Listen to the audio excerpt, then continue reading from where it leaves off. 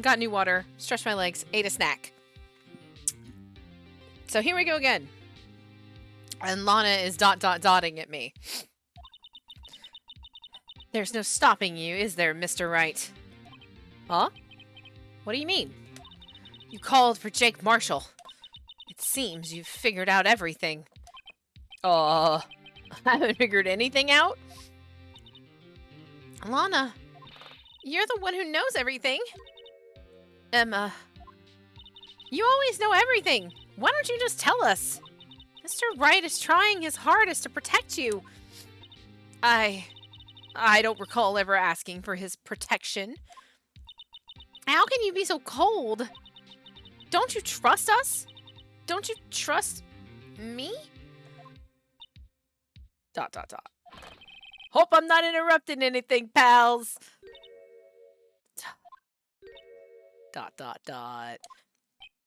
Oh, guess I am. I'll come back later. Wait, Detective Gumshoe. What is it?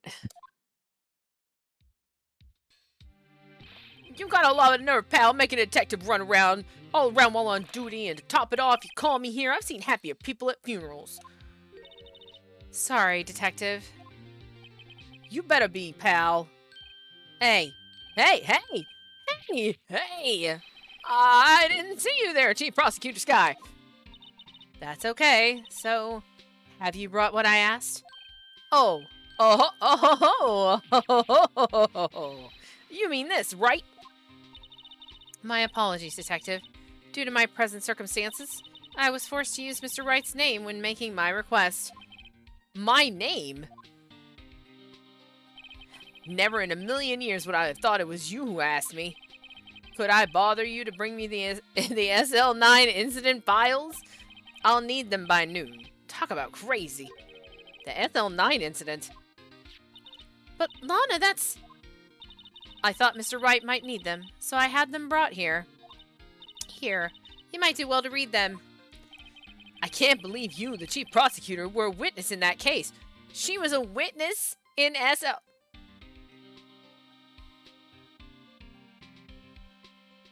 And this case is sus. Oh, so much susness. This guy was a witness. SL9 incident. Files for the Joe Dark killing solved 2 years ago. Take it from me, you don't want anything to do with serial murders. ... Oh, what? Now that I've brought you your stuff, you're just gonna ignore me? Emma? But why? Why is your name in here? What? My name's in there? I don't know. Unless... Why is her name in there? You say this case was made up of sustenance. Okay. I like that one. That one's good. That's a good one. That's a good one. I like that one. No, it couldn't be. Lana, this SL9 incident, is that? ... That's the classification number the police filed it under. 2 years ago, the rest of the world knew it as the Joe Dark killings. The Joe Dark... No! No, Lana! That's over with! No! Emma, wait! She ran away. You know what? I just remembered. I gotta be somewhere. Sorry, pal, but I'm out of here. Jake Marshall, Angel Starr, Damon Grant, Miles Edgeworth. Not to mention Lana and Emma. Everyone involved in this case is connected to those killings 2 years ago. This can't be just a coincidence. You know what? First of all, I gotta turn off my mouse because it's like... Let me move this over here and then turn it off because it's dying. Secondly, scratch this boy. And then we're gonna read this. I want to see what this says. Alright. Incident SL9 closed. Perpetrator Joe Dark. Crime serial murder since his death. Victims Edward Jones, Jason Knight, Edith Kirby, Rachel Moss, Chib Bates, Neil Marshall. Neil Marshall. Officer Marshall's relative? Officer Marshall's relative? I don't remember what the head prosecutor... Wait. What is her...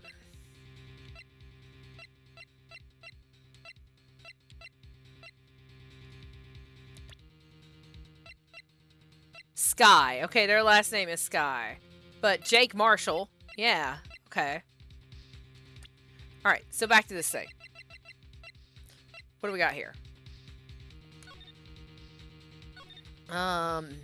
Trial data, head prosecutor Miles Edgeworth. Witnesses Lana Sky, Emma Sky. So they were both witnesses in that trial. Investigating Task Force Executive Investigators, Damon Gant, Lana Sky. Head Investigator, Bruce Goodman. Investigators, Jake Marshall, Angel Star. Okay. So, that's significant on the victims page. We need to remember that. They're going to ask. Okay. Knowing you, you just might be able to figure it out. Time to get back to the trial, Mr. Wright. Best of luck. I'd better take a good look at this file. I did! I did. I did. To be continued, it's like, hey, save.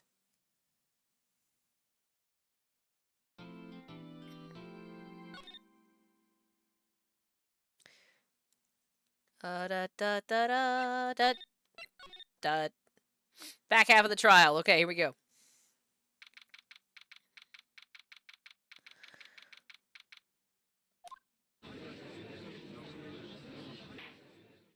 The court will now reconvene for the trial of Miss Lana Sky. Emma didn't come back.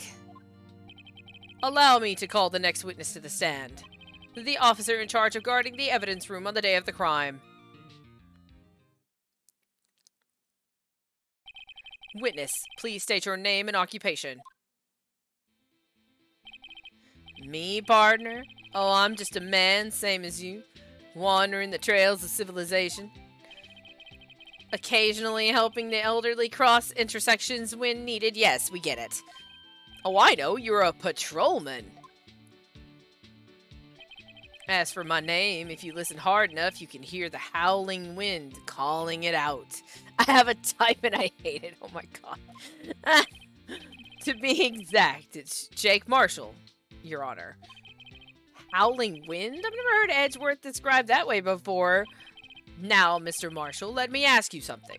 You were in charge of guarding the evidence room on the day the crime took place. Is this correct? According to the papers, partner.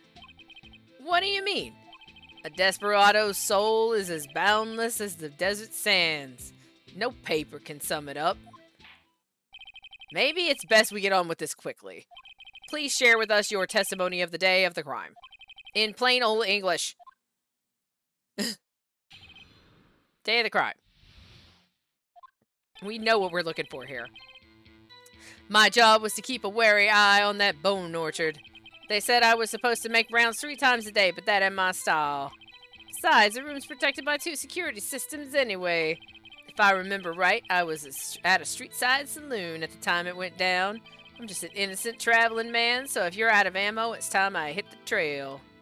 Absolutely not. I can't say I particularly care for your attitude. I can't say I care for your beard, but you don't see me complaining. Wait a minute. What do you mean by 2 security systems?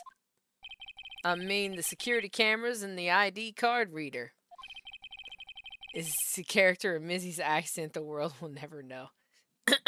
My accent is a little bit thicker. Actually, I would say when we did Lotta Hart, Lotta Hart was very close to my actual accent. Because after I stopped reading Lotta Hart and I was just reading other stuff, I couldn't. It took me a while to get the Southern out. This is more drawly, kind of. I reckon even a cowpoke like you knows about those. This is like accent light. Yes, well, what about the fingerprint activated locks on the evidence lockers? Yeah, I had a tongue twister. Fingerprint activated locks. What kind of newfangled doohickeys are those? He's not being very helpful. He's not that good with machines. Or with following orders. Everyone's got their weaknesses now, don't they, Mr. Prosecutor? This one seems like trouble. Okay, Mr. Wright, he's all yours. Thanks. Thanks, Judge. I appreciate it. We're gonna press. Lots of pressing. The job was to keep a wary eye on that bone orchard. How exactly did you keep an eye on that evidence room? I just made sure nothing moved in the security camera monitor. That room's so still, even time dies in there. I was just a caretaker who interred the recordings. You interred them? Videos of nothing aren't that useful. When the time would come, I'd erase the tape. If nothing unusual is recorded, tapes are to be erased every 6 hours. Each time I'd erase a tape, it felt like I was erasing a part of my life. This guy has a flair for the dramatic, but it isn't going to do him any good. So in actuality, you don't physically enter the evidence room? I said I was supposed to make rounds 3 times a day, but that ain't my style. But you made your rounds on the day of the crime, right? Ain't you heard a word I said, partner? I told you that ain't my style. Oh, I'm afraid I don't understand. No desperado I know lets rules get in his way. No desperados I know join the police force. So, Officer Marshall, on the day of the crime, just between you and me, I didn't set foot in the evidence room that day. There was a rubber glove stuck in the victim's locker. Do you know anything about that? Sorry, partner, can't say I do. I haven't been in that crypt in weeks. How does this guy avoid being fired? We also know that that's not true. Besides, the room's protected by 2 security systems anyway. You used to be a detective, so you've used the evidence room in the past, correct? Of course. Back in the day, my locker was a gold mine of evidence. And yet, you didn't know about the fingerprint locking mechanism. Sorry, partner, I ain't good with machines. I couldn't even tell you how a bike works. That's quite, incredible. The sensors on the locker's handles cannot be seen. It's well known that some detectives are unaware of their presence. Now that he mentions it, Detective Gumshoe said something like that, too. Desperado. I mean, now I'm gonna have that stuck in my head. I appreciate that, Par. At any rate, it doesn't seem this is relevant to the crime. Can you tell us what you were doing when the crime took place? If I remember right, I was at a street-side saloon at the time it went down. What were you doing in a place like that? I was eating spaghetti. Not even Angel steak lunches can beat that parlor's Vongolo sepia pasta. Do you mean to tell us you abandoned your police duties to eat some noodles? Well, I want noodles. Now I'm hungry. Not all desperados eat tacos, partner. Tacos? That's not what I meant. I hope this has at least taught you a lesson. That's strange. This is usually where Edgeworth says, "Did you not want a raise this year?" I'm just an innocent traveling man, so if you're out of ammo, it's time I hit the trail. Nope. Out of ammo, Officer Marshall. That's right, partner. Or as you'd call it, evidence. If you plan to pin me to this crime, then you'd better draw. Otherwise, you're just wasting my time. My steel horse is waiting to carry me back west into the sunset. One thing seems clear. Despite being responsible for guarding the evidence room, the witness doesn't appear to have seen anything. Texans don't take orders from anyone. Everyone knows that. But you're not Texan. You're from LA. Apparently your superiors don't. Okay, I have a trump card up my sleeve, so I'd best keep my cool.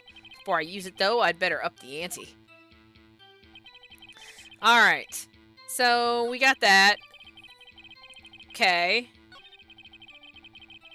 He didn't change his testimony to say he didn't go there at all. So we know that this is our...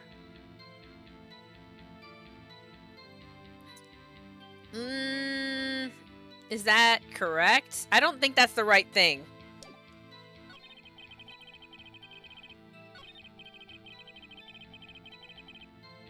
I think that we're supposed to... This is another... I do this all the time. I know what I need to present. I just don't know where to present it.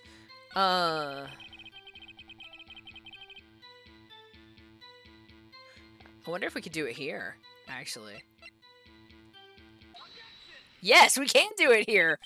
Officer Marshall. Doesn't it strike you as odd? That is, you being called in to testify like this. ... After all, you weren't in the security room at the time of the crime. And yet you dragged me down here. Explain yourself, partner. Sure. It's quite simple. You left a very large trail behind at the scene. Or to be exact, a handprint. Listen real good, partner. Like I said, I'm the caretaker of that crypt. I pay my respects, that is, make my rounds about once a month. It's only natural my fingerprints would be in there. I only wish it were, officer. But you see, your fingerprints were covered in blood. Witness, what's the meaning of this? Your blood-stained fingerprints were at the crime scene? The blood was wiped away. However, a luminol test clearly revealed this. Well, Officer Marshall? ... It seems to me there ain't a person in this room with a head on his shoulders. ... I take it you have an explanation then, Officer Marshall? About the blood-stained fingerprints? Very well, you may begin your testimony about your fingerprints found at the scene of the crime. Bloodstained fingerprints. Like I said, it's only natural for my fingerprints to be in that evidence room. One of them just happened to be at the same place as the bloodstained handprint. The murderer touched the locker where my fingerprint was by chance. The bloodstain and the fingerprint are completely unrelated. Or didn't you know the murderer was wearing gloves? How did you know the murderer was wearing gloves? See, I had nothing to do with it. Except that the witness's explanation appears valid, although there's room for doubt. Life wouldn't be fun without any doubt, partner. Nobody was wearing gloves. The defense may now cross-examine the witness. This guy's hiding something. I can feel it. Now's my chance to prove it. Alright. It's only natural for my fingerprints to be in the evidence room. We press. That's because you, how did you put it, pay your respects once a month? Yeah, that's right. That and one more thing. That locker happens to be mine. What? What do you mean? I mean what I said. That's the locker I used when I was a detective. The locker I still use. All that's in there now, though, is a heap of broken dreams. I see. It'd be strange if my prints weren't all over that locker. Apparently, his fingerprint data was never removed from that locker's programming. He must have been using the fingerprint lock all this time without ever knowing it. Okay, so we found on a bloody handprint on his own locker. One of them just happened to be at the same place as the blood-stained handprint. So, can't even say that with a straight face. So then, what about the bloody handprint? Wasn't mine, it's no mystery. Please explain. My locker is covered with my fingerprints. It just so happened. The murderer touched the locker where my fingerprint was by chance. Why? The chances of that happening are 1,000,000 to 1. On the contrary, one could argue just the opposite. The chances of that not happening are 1,000,000 to 1. Get one thing straight, partner. You ain't gonna get no reward from me with a mere fingerprint. You wanna know why? Bloodstain and the fingerprint are completely unrelated. That's not how probability works. I mean, I know. Unrelated. They're as different as night and day. Kinda like cereal and cereal. One's got to do with breakfast while the other's a type of murder. He's right. Although seemingly alike, they're totally different. I don't see what homonyms have to do with this. Or didn't you know the murderer was wearing gloves? How do you know that? I may be a loner, but I still do my job. I keep up on reports. There was a blood stain at the scene, thought to be left by the murderer. That's right. It was found on Detective Gumshoe's locker. However, no fingerprints were detected on that handprint. Oh yeah, I think we tried that too. So that would mean the murderer wearing gloves happened to place their hand on top of Officer Marshall's fingerprint. That's the only logical conclusion. Are you starting to get the picture, partner? Oh, I was supposed to press everything. Oh, no, no. This is not over. The picture? The seal of blood. In the desert, it's just food for buzzards. There's only one reality, and that's this. The security tape. Now is when we get to tell them about the locker? So long as my trail isn't in there, you can't say otherwise. This isn't getting us anywhere, Mr. Wright. Please consider carefully where you're going with this cross-examination. Yes, Your Honor. Now then, continue your testimony, Officer Marshall. Too bad it wasn't me in that video, right, partner? What do you mean by that? You want to tie me to this crime, isn't that right, partner? If so, that video is the only direct evidence you have. But that video is next to useless. It's full of blind spots. Blind spots? Places you can't see. The camera's panning back and forth. The floor isn't shown. If someone was familiar with the camera's position, they can leave the room without being caught on tape. We don't have time for your speculations, Mr. Wright. Well, Mr. Wright, if you can show us evidence in this video that indicates Officer Marshall was present, please do so now. Show evidence! Very well. Allow me to point out your mistake, Officer Marshall. Tread carefully, Mr. Wright, or you might wind up being the one making the mistake. Now then, let's have another look at the video. Here we go again. Oh, the music of our nightmares. Are we ready? Nightmare music, here we go. Alright, we're gonna fast forward.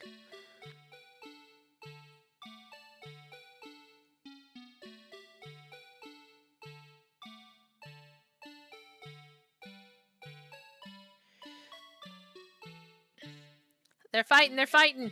Oh no! Slap, slappity slap, slap, slap. Alright.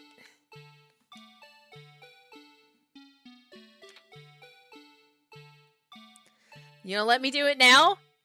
Please. Now. Bringing our attention back to the security camera is a mistake I'm afraid you'll soon not forget, Officer Marshall. Thank you, game.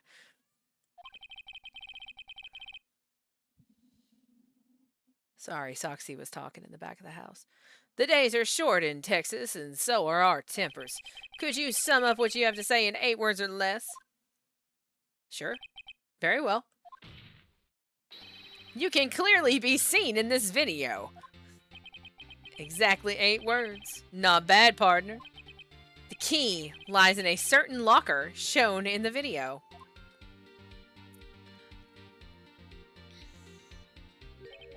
That locker with the white cloth sticking out. That was the witnesses, I believe. Now then, let's rewind the video a bit.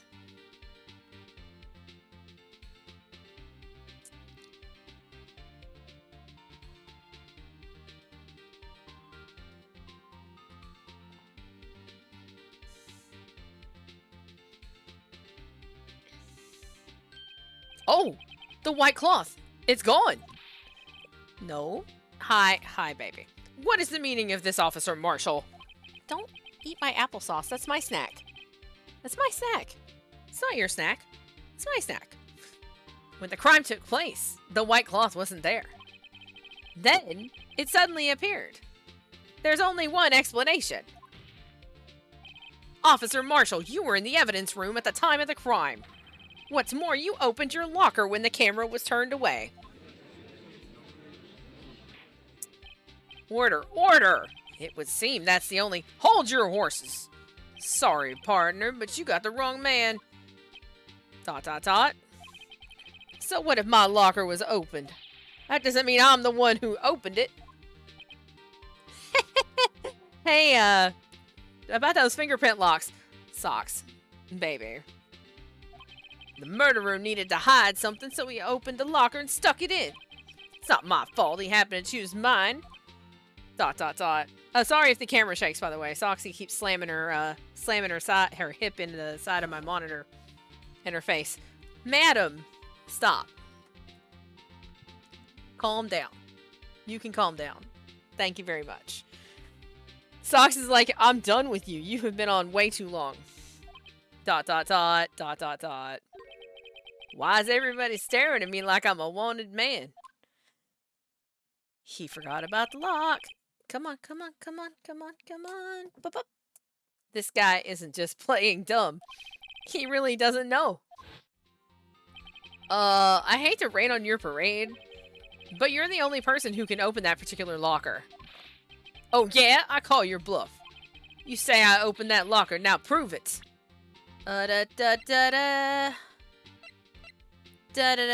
Only the assigned detective's prints can unlock it. Fingerprint sensor? We talked about this earlier today. The lockers can only be opened by the detectives they belong to. What kind of crazy talk is this? Well, Detective Gumshoe did mention something about this. In any case, the locks aren't that obvious. There are even some people on the force that don't know about the fingerprint locks. You know, when he said that, I was like, that's going to be relevant. We're gonna need to know that. There's something that's gonna happen that we're gonna need to know that. So, yeah. So, Sheriff, what do you have to say in 8 words or less? You chewing on leather over there? I only got 1 word for you, partner. No! That's about right. Order!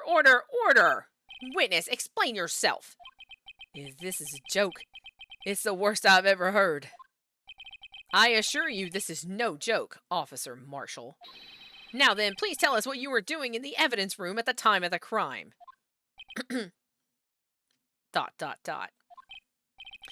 Ole! Please answer the question. What, is he now a bullfighter? That's alright, Officer Marshall. I believe we can figure out the rest from here. We can? Have a look at these floor plans. There is no place for someone to hide in the evidence room. Yet Officer Meekins didn't see Officer Marshall. If that's so, then where was the witness? Seems Mr. Wright has an answer. That's right. The only possible conclusion. Well then, let's hear it. Where was Officer Marshall at the time of the crime?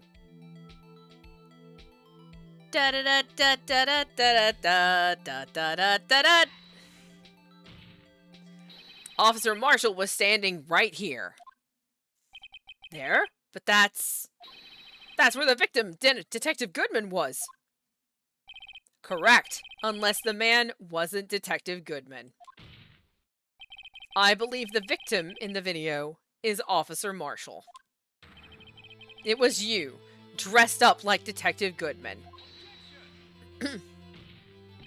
But that's preposterous! Officer Meekins witnessed the detective at the crime scene. Once he saw the man's face, he'd have known for sure. May I point out, though, that Officer Meekins did not know Detective Goodman. He also testified about the man's reaction when confronted. When I entered the evidence room, I asked him to show his card, sir. Yes, and how did Detective Goodman respond? He suddenly pulled a knife on me. Something about the officer's story puzzled me. If the man had had his ID card, why didn't he just show it? Yes, he would have needed it to enter the evidence room, so he must have been carrying it. The answer is simple. He couldn't show it.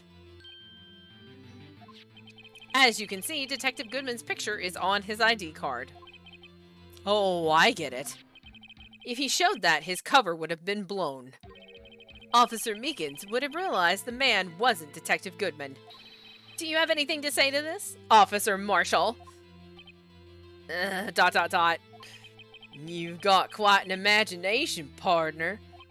We got a term for that. It's called circumstantial evidence. Circumstantial evidence? He's still denying it. You're gonna have to do better than that to break a detective. Unless you have hard evidence proving I dressed up as the victim. I can't say I particularly care for your uncooperative disposition.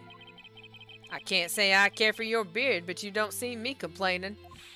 Well, Mr. Wright, do you have any evidence proving beyond a shadow of a doubt that Officer Marshall dressed up as the victim? Well, who am I kidding? I don't have anything like that. I can see the fear in your eyes, partner.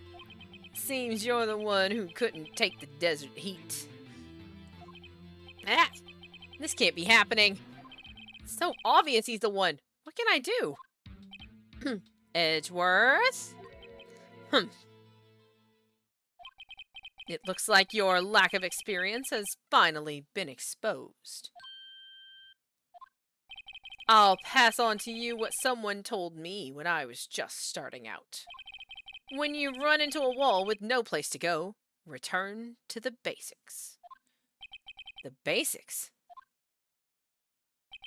For me, that would be what Mia used to tell me. Phoenix, try thinking outside the box. I shouldn't look for proof that Officer Marshall was in disguise. But rather, I should look for evidence that came about because he was in disguise. Why do you think this locker was opened in the first place? What do you mean? There's no reason for Officer Marshall to open his locker at the time of the crime. Yet he did, despite the chance it might be discovered later, as it has been. Which means he didn't originally plan to open his locker. According to the defense's argument, Officer Jake Marshall dressed up as Detective Goodman at the time of the crime. Then, after the crime was committed, he opened his own locker for some unknown reason. Did he put the knife in there? Wait.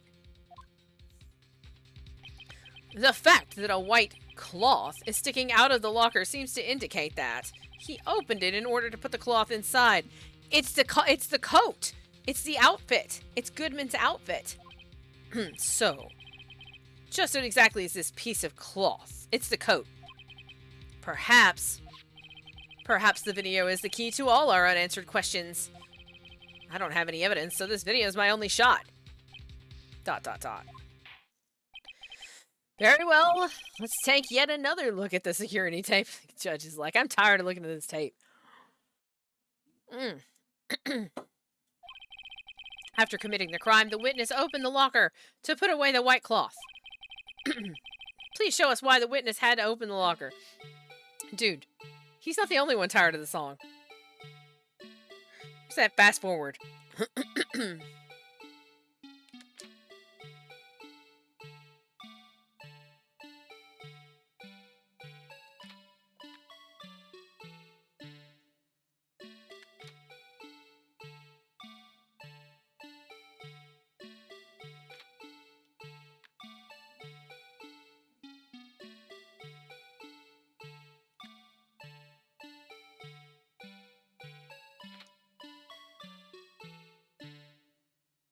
That.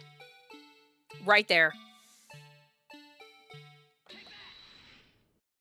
I wasn't pointing at the right thing. Dang it. You really want to know the reason I opened that locker? Why? So I could stuff you in there. Okay. Yeah, unfortunately unsolved cases can't be stored in the evidence room. Yep. Unsolved case. Okay, whatever. Look. I know where it is. No, we got this. It's okay. I just didn't put the pointer on the right. That was dumb. Whatever. Not a big deal. I know what it is. I just gotta get that moment again. The video. Here we go. It's just annoying. I hate it when I misclick things like that. Especially when I know the answer. Alright. Fast forward. Prepare to fast forward. Fast forwarding. Fast forward.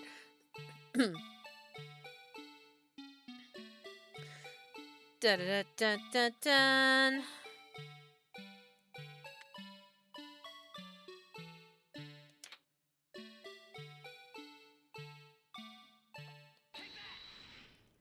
we go. For some reason, you disguised yourself as Detective Goodman and entered the evidence room, though I don't know what to end. I don't know to what end. Yet. However, something unexpected happened. Officer Meekins barged in on you. When asked to show your ID card, you pulled a knife on him.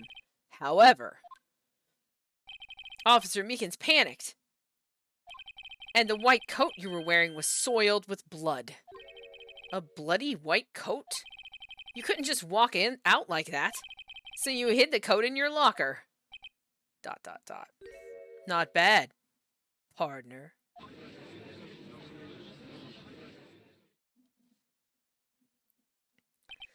Now then, Officer Marshall, are you ready to tell us the truth?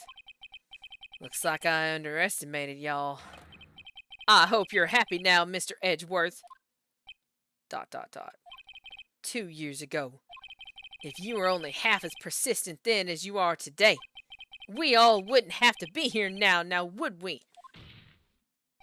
Officer Marshall, tell the court what you did. All of it.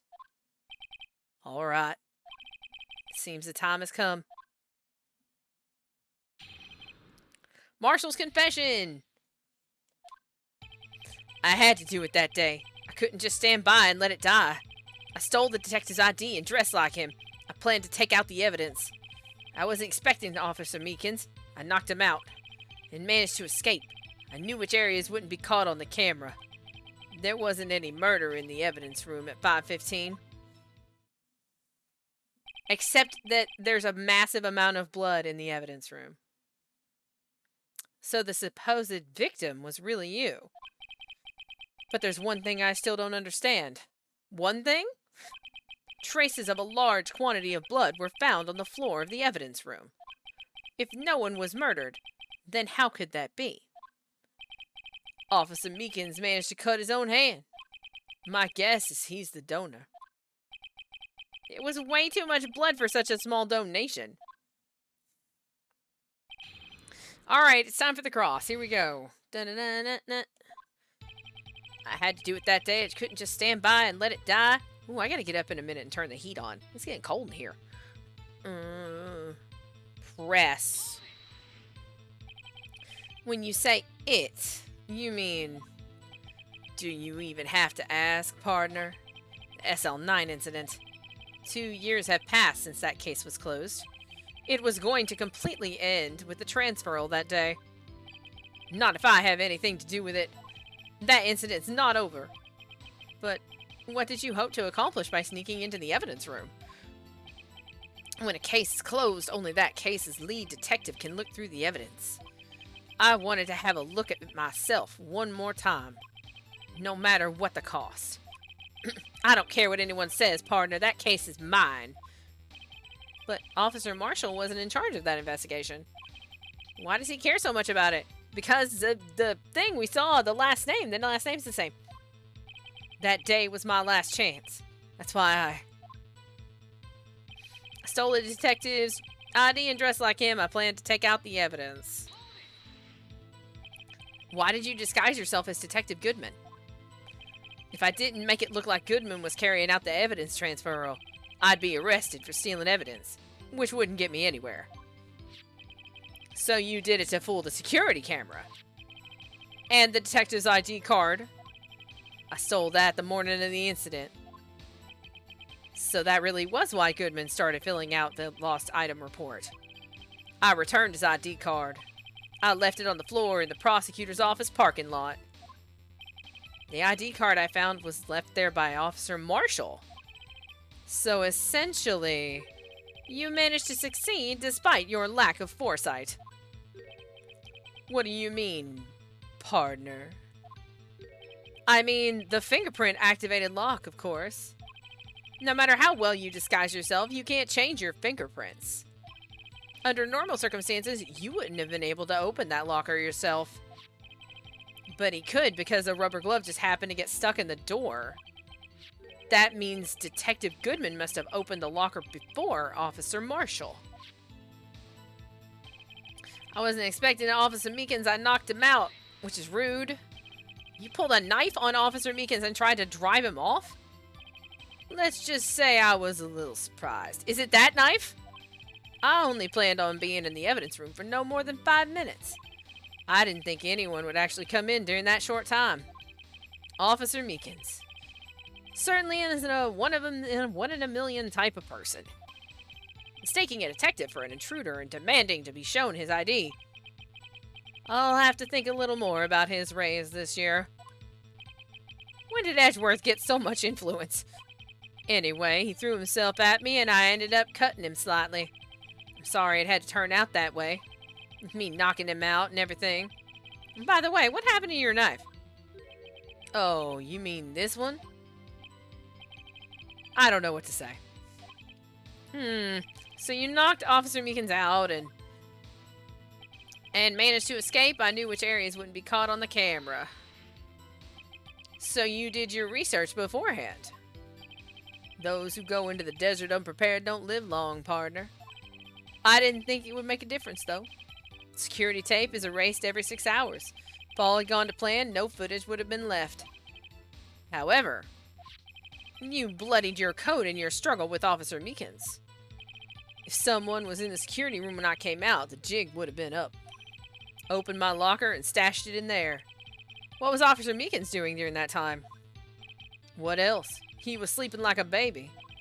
So what you're saying is on that day, there wasn't any murder in the evidence room at 5:15.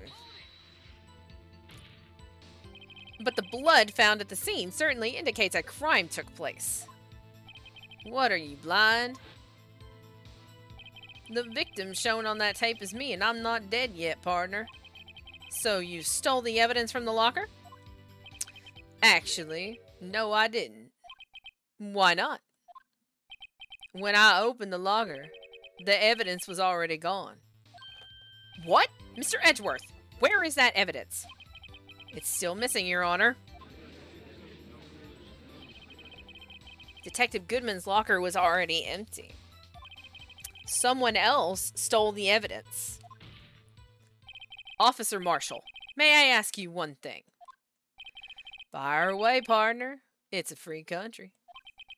Just remember, I'm also free to decide whether or not to answer. Why did you do this? Stealing a detective's ID. Injuring a police officer. This is no small offense. Moreover, you're an officer yourself. This will have serious consequences. It can't just be forgiven with a simple cut in salary. Not that salary cuts are ever a valid solution. ... Like I said, this isn't your case. This one is mine. And I'll do anything it takes to get an answer I'm satisfied with. The witness has an unusual amount of zeal. Let's hear more. I can't just forget the SL9 incident. You know why? Yes, I do. Actually, that case was solved 2 years ago, wasn't it? That's the reason the evidence was stored in the evidence room. Joe Dark was convicted for his crimes. One thing I can say for sure is he deserved his sentence. I remember the Joe Dark case. It involved serial murders, didn't it? I don't intend to complain about how it turned out. But there's something that still bothers me. Something went down at that trial. Something no one will talk about. What happened? I don't know. That's what I'm trying to find out. ... Why is he so concerned with that incident? Maybe I should present him with what I think his real reason is. I had a feeling we'd wind up here sooner or later. Everyone involved here is related to in some way to that case. I better take another look at the files. We already know. So, we're gonna go through this real quick.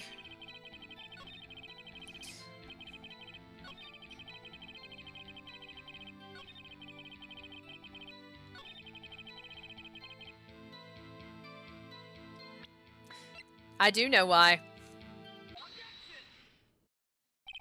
Officer Marshall, I think I understand. I think I know why you care so much about the SL9 incident.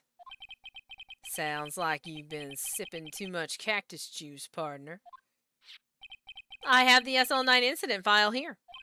The name Marshall is mentioned in here. In a list of murder victims. Neil Marshall. Are you related to this man? Neil Marshall. Yeah, I'm sure you've heard the name. 2 years ago, he received the same lousy prosecutor award you got. What? A prosecutor? He must be talking about the King of Prosecutors award. Now I remember Prosecutor Neil Marshall. He handled the SL9 case before I did. That's right, he was killed, and the case fell into your hands. But what's his relation to you? He was my brother. He was investigating the murders with Damon Gant, the then Deputy Chief of Police. The group of detectives I was a part of worked under them. We were desperate to prosecute the killer. Joe Dark. My brother fought Dark and was killed. That was the first time Dark left behind any evidence. That was all we needed. He was arraigned and incarcerated. The case was finally closed. At least, according to the public records. What do you mean? My brother couldn't have been killed by Joe Dark. I knew my brother better than anyone. No one could have beaten him in a fight. And that's it? That's your reason for your insane actions. There's more to my brother's death than what the records say. No matter how much you try to hide it, you can't fool me. ... Well, at least one thing's for certain. Now we know what happened at the police department on the day of the crime. That was the last day the SL9 case could be reopened. Not satisfied with its resolution, Officer Marshall planned to steal the evidence. Disguising himself as Detective Goodman, he entered the evidence room.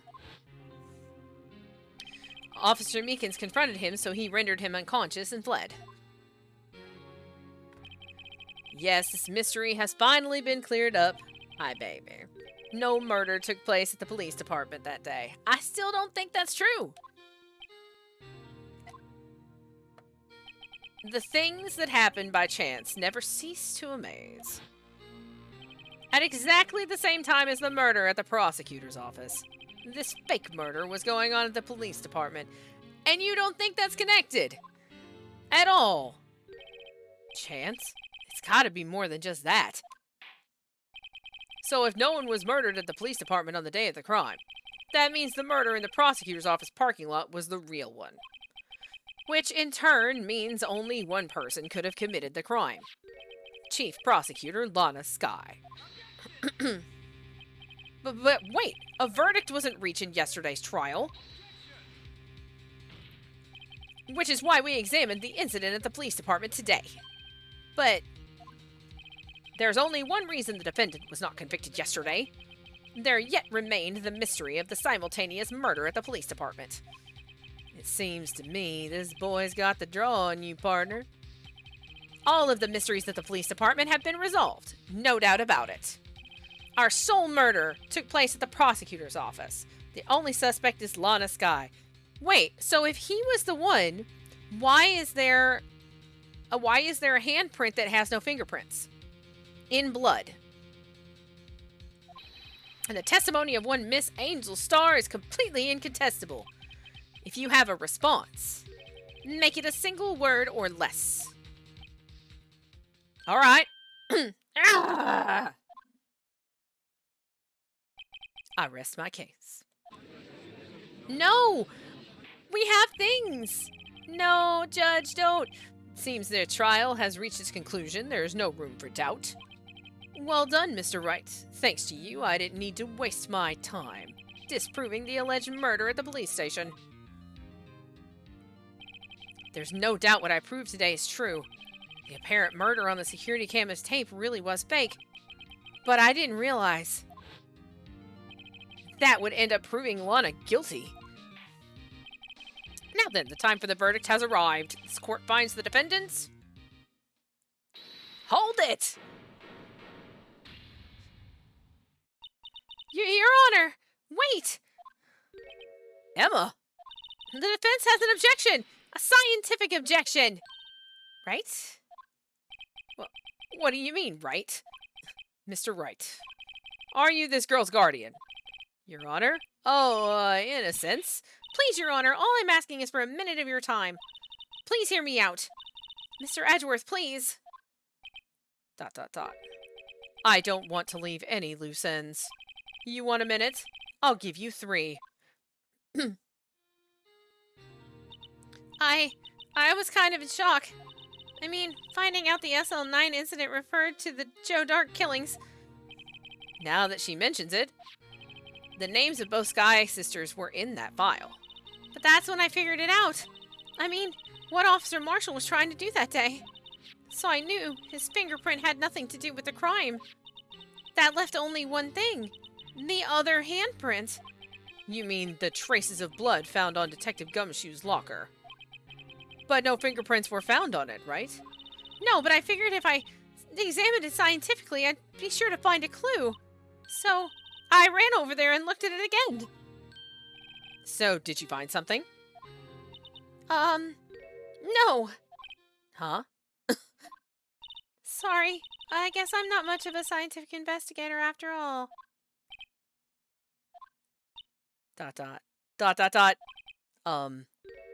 Is that all? Please don't be mad. I'm just a high school student. And I'm just an attorney. But Mr. Wright, those traces of blood are the only clue we have. If we can't find something wrong with them, please, Mr. Wright, you're a professional. If anyone can save Lana, it's you. Me? Oh boy. Time's up. Now then, Mr. Wright, with regard to the incident at the police station, does any reasonable doubt remain? It appears the defense is troubled by the other blood mark. Looking at the floor plans, a handprint was discovered around here. Is there a problem with this? Mr. Wright, I'm sorry I can't be of more use. But still, if you can't find anything wrong with that blood mark, Lana will be... I know something wrong with it. Please answer my question, Mr. Wright. We don't have all day. Yes, Your Honor. If ever I've needed to concentrate, it's now. What could be wrong with that handprint on Detective Gumshoe's locker? Could there be something I'm missing? I object! This handprint left at the crime scene clearly shows a contradiction. It's not in the video. Oh! It had to be left after the mascot was moved. The mascot was in front of Gumshoe's locker. The only thing that seems clear is that you're grasping, Mr. Wright. You've been staring pretty intently at those floor plans. Tell me, is there a problem with them? Yes, this is strange. Take a good look at these floor plans. Something is missing. Missing? You mean something hasn't been drawn on there? Yes, something that, when drawn, will completely change the meaning of the blood mark. Let us pray the defense isn't simply trying to buy time. Very well, Mr. Wright. With all this evidence here, there's gotta be something I can use. The question is, which item can prove something is missing in the floor plans? It's the tape! As they say back west, even a blind man can hit with buckshot. That is, so long as he's facing the general direction. Seems Mr. Wright's not sure which direction to face. It's no use. The more evidence there is, the greater the chance of me being wrong. Just calm down, Mr. Wright. Try and remember what the evidence room was like on the day of the crime. Oh, okay, so I have to, it's the thing itself, instead of the videotape. Let us pray the defense isn't simply trying to buy time. Which item can prove something is missing? It's this thing itself. It's actually the Blue Badger panel. was allegedly dancing in the evidence room at the time of the murder at the PD. What about that piece of plywood? The Blue Badger, mascot of the police force. Defender of truth, guardian of proof. Explain yourself, Mr. Wright. Please look at the floor plans of the crime scene. The Blue Badger is not here. So watch what happens when we put him in. This is where he was dancing at the time of the crime. Well, what? Edgeworth! Ha ha! That's right. So long as the Blue Badger is dancing here, it would be impossible to place a handprint at this spot on the locker. What?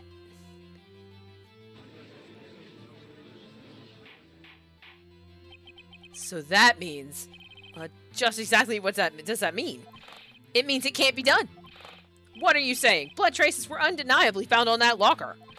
Don't look at me. I didn't put it there. Mr. Wright, think it through scientifically. Emma, on that afternoon, Officer Meekins was the one who brought the Blue Badger to the evidence room, right? After he put it down, it would be impossible to leave a handprint on that locker. So that must mean this blood mark was left there before the Blue Badger was brought in? Just one moment. I will not allow such far-fetched balderdash in my courtroom. It may sound far-fetched, Your Honor, but it's the only possible explanation. On February 21st, in the police department's evidence room, blood was spilled not once, but twice. But how? One time was captured on this tape, taken by the security camera. Officer Meekins cut his hand, from which a trivial amount of blood fell. The problem is the other time.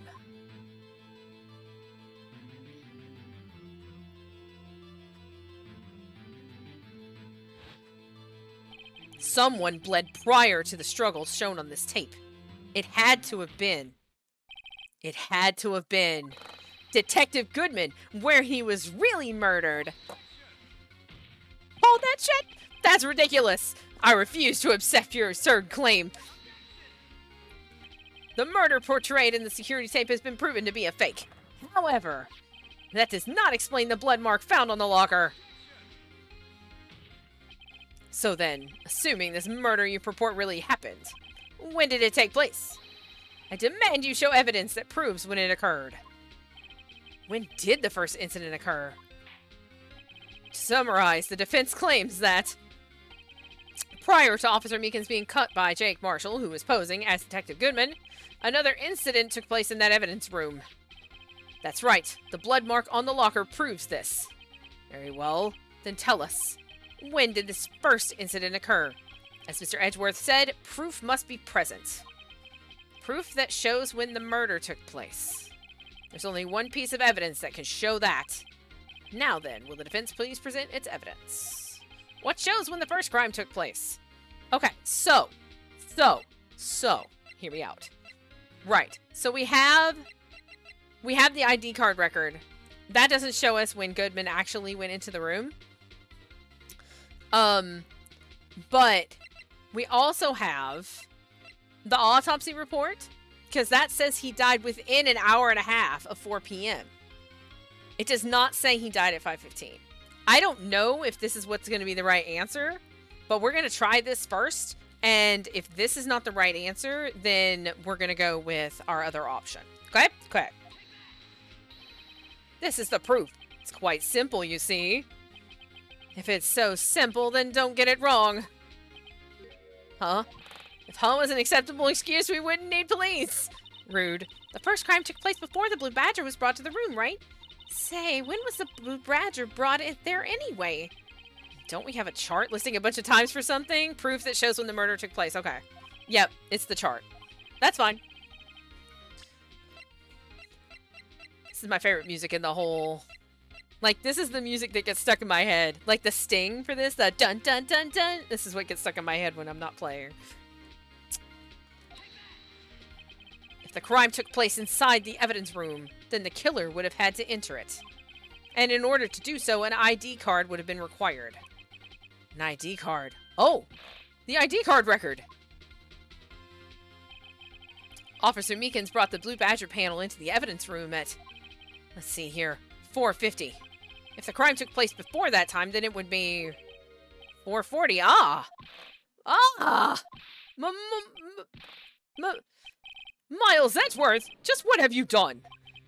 I never would have figured you had the nerve, boy. No, he didn't have 10 minutes. He had to clean all that up in 10 minutes? Drop the act, witness. It doesn't take a lot of thought to figure out it couldn't have been me. Nope, I ain't getting it. I'm afraid I don't understand either. It's clear from the luminol test that blood was there. However, when the second crime took place, both Officer Meekins and Officer Marshall failed to notice the blood. That means the blood from the first crime was wiped away by the real murderer. I would have had just 10 minutes to murder the victim, carry his body away, and clean up the blood. Unfortunately, that's physically impossible. That would mean the crime must have taken place before Mr. Edgeworth entered the evidence room. Let's look at the chart again. There's only one other card number remaining. 777-7777. Talk about a lucky number. But wait, that doesn't make any sense. How could Detective Goodman have entered the evidence room? Since there's no record of his card being used beforehand, he must have entered along with the real murderer. That's the only plausible explanation. He went in with 777-7777. Mr. Edgeworth, please look into this ASAP. Find out whose ID number this 77777. That's 17 too many, Your Honor. Unfortunately, I'm unable to look up the owner of that ID card. At least, at present. What? Explain yourself, son. The ID number 777-7777 belongs to someone with a rank of captain or higher. Someone who is a so-called executive officer. We don't have the authority to inquire into such a person's identity. But that's ridiculous. Just how? I'm not finished talking, Mr. Wright. There is one situation in which we can be granted such authority.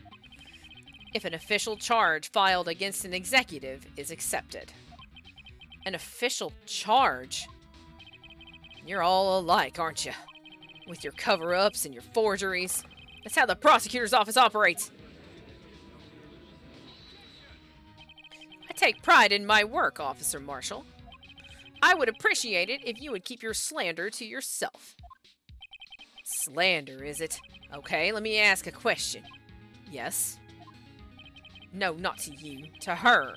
The defendant sitting over there. Your own little executive. Lana? Don't be stupid. She's been charged with murder. Of course we've looked up her ID number. And it is not 777-7777. Don't play me for a fool, partner. That's not what I want to ask. All I want to know is one thing about that incident. The SL9 incident? Answer me this, Chief Prosecutor. In that trial 2 years ago, did you really only use legitimate evidence?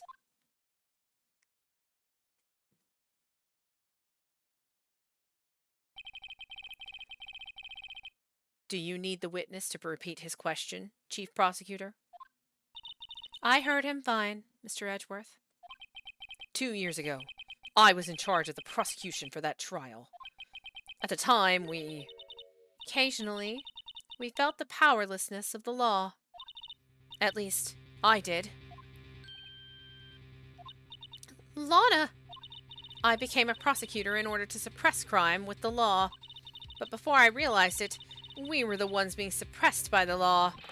Defendant, just what are you saying? I'll ask you again, Chief Prosecutor. During that trial 2 years ago, did you really present all the evidence in court? Can you look me, an investigator in that crime, in the eye and say you did? Chief Prosecutor, you didn't. ...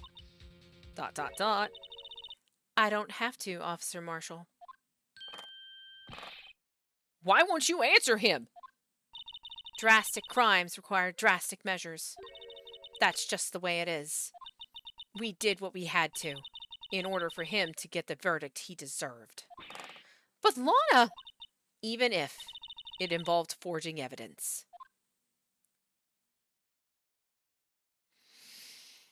Oh, jeez. That's not good. That's not good at all. See? That's what I'm talking about. No. No! Order, order, order!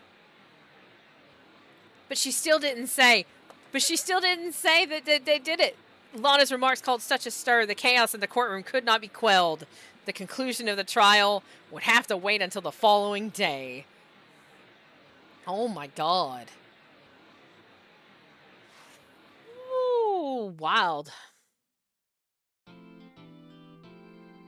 Yes, please. Oh my goodness. I don't even remember when I took my last break. It's all blurring together. I have no idea what time it is. It's fine. Day 3 investigation. Here we go again.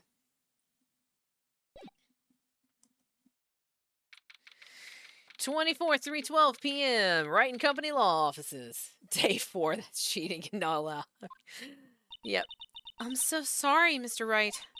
I'm sorry for what my sister said. Exposition dumps. Drastic crimes require drastic measures. It's just the way it is. We did what we had to in order for him to get the verdict he deserved. It's just, like, time is just, it's all blurring together. I appreciate that you're here. It means a lot to me. I appreciate it. Sophie appreciates it too. Don't you, buddy? Oh, I know. Rotten head. I didn't know. I never knew that the SL9 incident was just another name for the Joe Dark killings. Sounds like everyone's heard about these killings but me. Lana wanted Dark convicted so badly. That's why she used me. That's why she used what happened to me. What do you mean, what happened to you? It's all there in the file. Joe Dark's last victim was Prosecutor Neil Marshall. When he murdered Officer Marshall's brother, he left behind an incriminating piece of evidence. Sophie's like, I'm leaving, Mom. I'm done with you. But what did you have to do with those killings, Emma? On the night Prosecutor Neil Marshall was murdered, Joe Dark tried to kill me. What? He tried to kill you? Officer Marshall's brother, Neil, was only trying to save me. So that means you. Yes. I was a witness in the Joe Dark trial. I didn't see that one coming. It happened 2 years ago. It was right about this time of year, too. There was a terrible thunderstorm that day. Unusual for the season. I was alone in my sister's office. We were planning to eat dinner together once she finished her work. And then suddenly, this terrifying man came bursting into the office. It was on the witness thing I read. But I read that. I don't know how much Phoenix read it. Joe Dark. Seemed like he was running from someone. He pulled out a knife and screamed at me. I didn't know what was going on. Just then Prosecutor Marshall showed up. Jake Marshall's brother. Joe Dark tried to take me hostage, but before he could, Mr. Marshall tackled him. And what happened? I'll never forget it. Lightning struck, and the lights went out. Suddenly, a bolt of lightning flashed outside the window, lighting up the office for an instant. What I saw then burned a permanent picture in my mind. I can still see it now. A permanent picture? After the incident, I don't remember the moment when Dark stabbed Mr. Marshall. So you weren't able to testify about that? No, I was only asked about when I was attacked. That must be why why she made up the crime. Made it up? You mean provided bogus evidence? The prosecutor's office wanted that guilty verdict so badly. Lana forged the evidence and Mr. Edgeworth used it. Edgeworth? Yes, but I'm sure he didn't know anything about it. He couldn't have known he was being given false evidence, it's true. Even so, that's when it all started. The rumors about Mr. Edgeworth, I mean. It's all my fault. If I could have just testified properly, none of this would have happened. Oh, poor Emma. Not your fault. Not your fault, Emma. Not your fault. At all.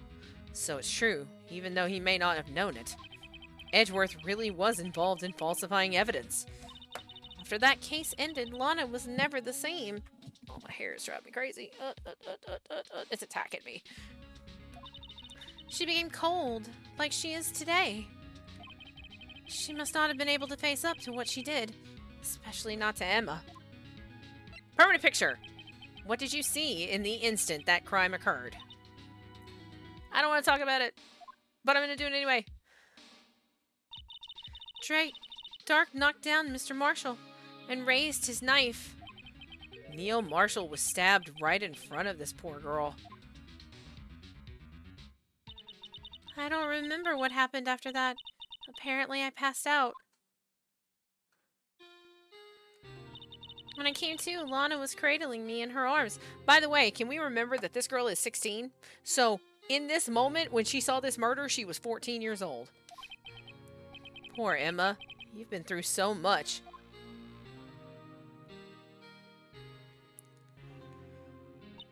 I couldn't bring myself to testify about that instant. I tried, but the words just wouldn't come out. I drew a picture, but it wasn't any good. 2 years ago. You must have been 14. That's understandable.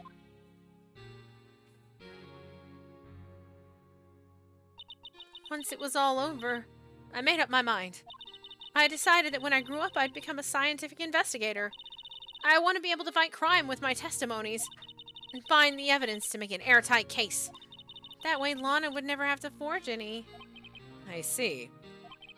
I think I'm finally starting to understand what makes Emma tick. But there's still something that bothers me about that crime. There's something that's puzzling me, Emma. What is it? You said that you were in Lana's office at that time, right? That's right. Why then would a serial killer come running in there? Not only that, but he was being chased by a prosecutor.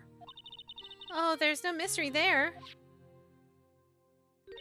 Joe Dark had been taken in for questioning that day. Taken in for questioning? You mean by the police? Of course. This happened at the police department. He tried to run away halfway through the interview and fled into my sister's office. But why did he run all the way over to your sister's office? Because the detective offices in the questioning room are right across from the elevator. ... Across from the elevator? But Lana was the chief prosecutor, wasn't she? No, silly, didn't I tell you? 2 years ago, Lana was a detective.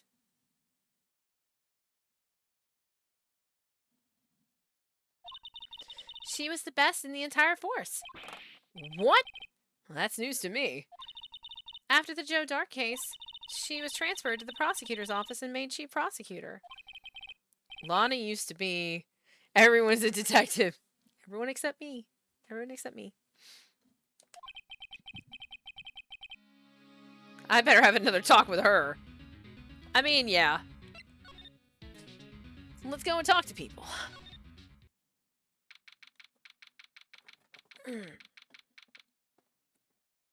It's a long day, babies. And I know you're sad. Because mom's not really paying attention to you. So, here, have some catnip. I might regret this. It's fine. They will be fine. Nip, nip, nip, nip, nip, nip, nip. Sophie. Oh. Put catnip on my desk. Regret that some more. Here with us. I'm not going to let you guys get in the thing again. It's almost empty because the last time when Socks put her foot in it and dragged Nip out all over my desk.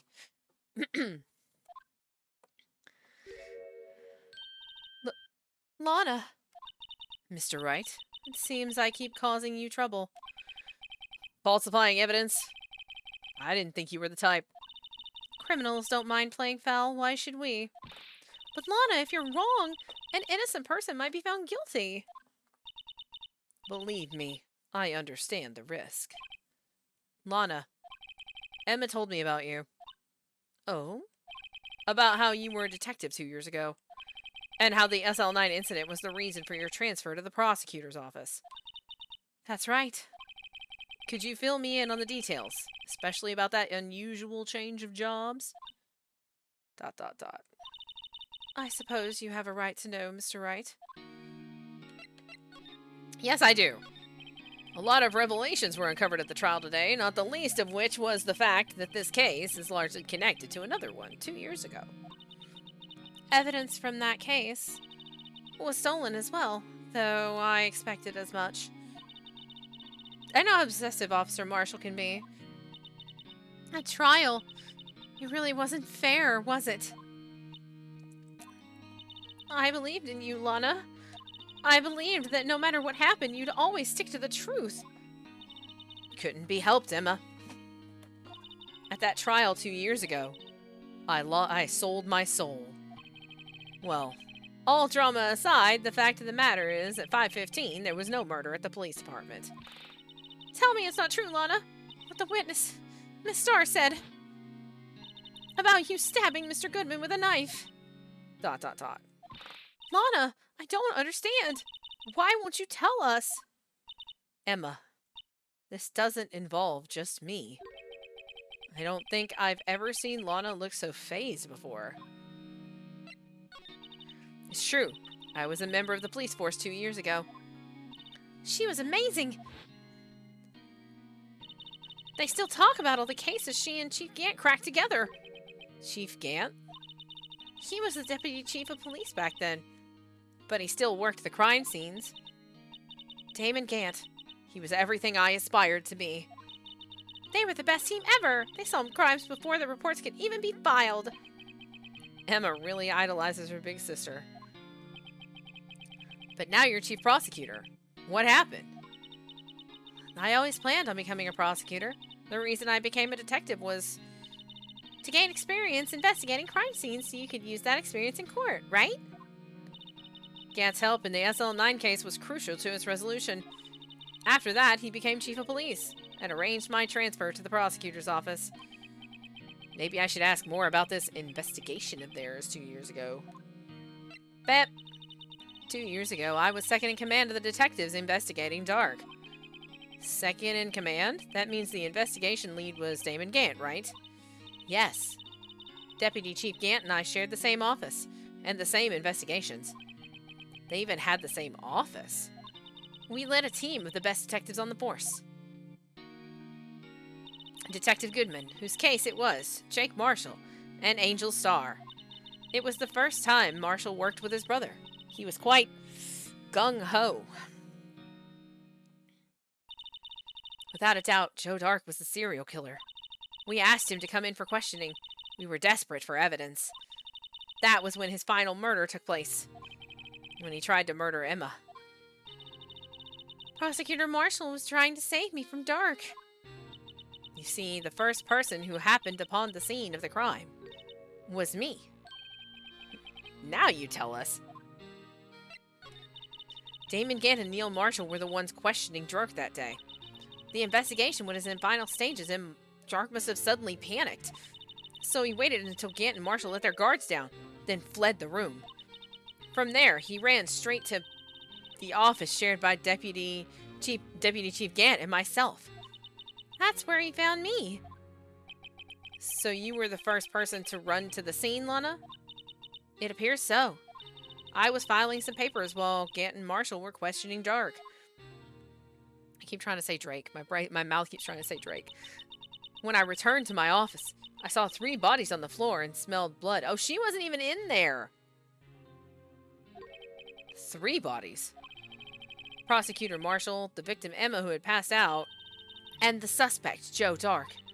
During the struggle, it seems Mr. Marshall struck a final blow before he died. Joe Dark had incurred a minor concussion and lay unconscious. What did you do? To be honest, I panicked. I picked up Emma, carried her out of the room, and just held her.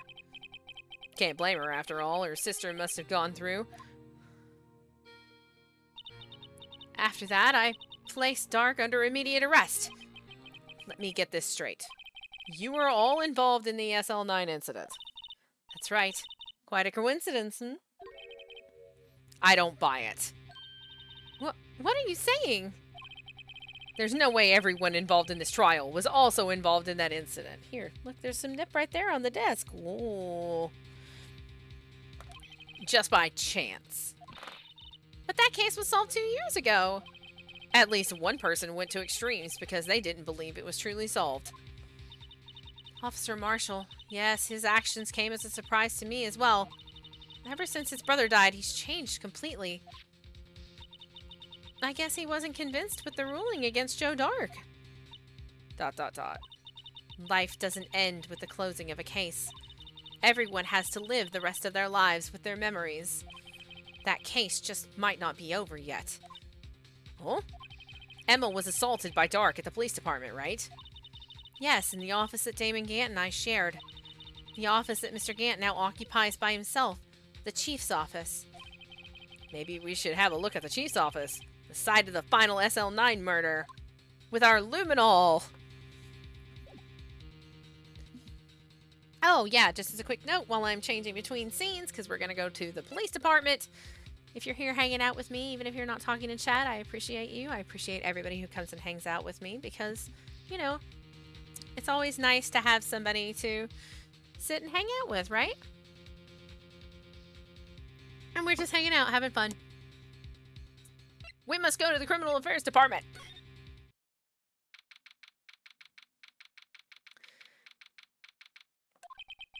I don't see Detective Gumshoe anywhere. Things seem kind of quiet around here today. You're right.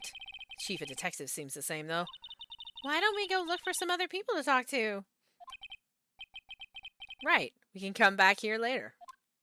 Hanging out's the best. I love hanging out with my friends and these fur bags. Mana is being wild down on her floor. I'm worried about my feet. Scary. All right.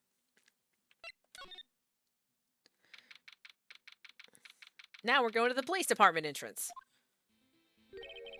Howdy, Bambina. Oh, Mr. Marshall.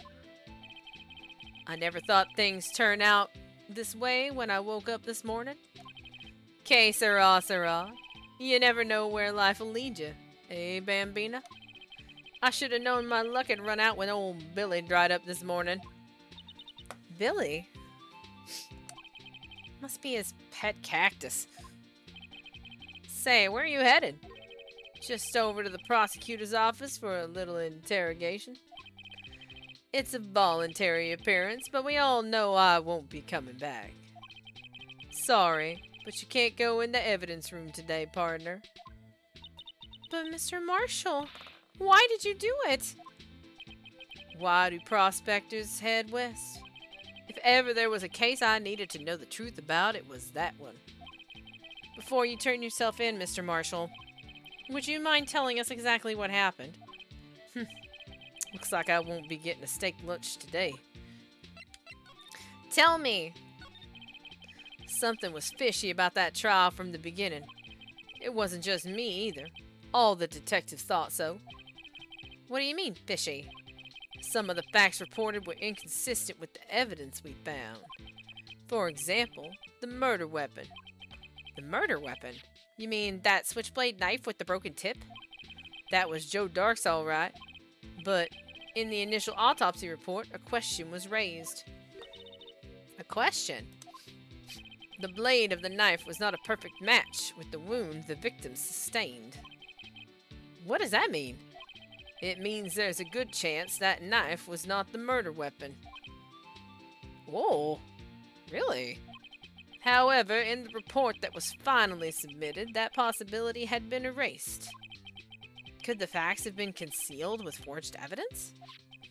That case left behind scars on all of us. The scars that the SL9 incident left behind. Oh, I know, I'm petting this boy. Okay. I got the looks, but he got the brains. He was one of the best prosecutors around. I had just made detective when it went down.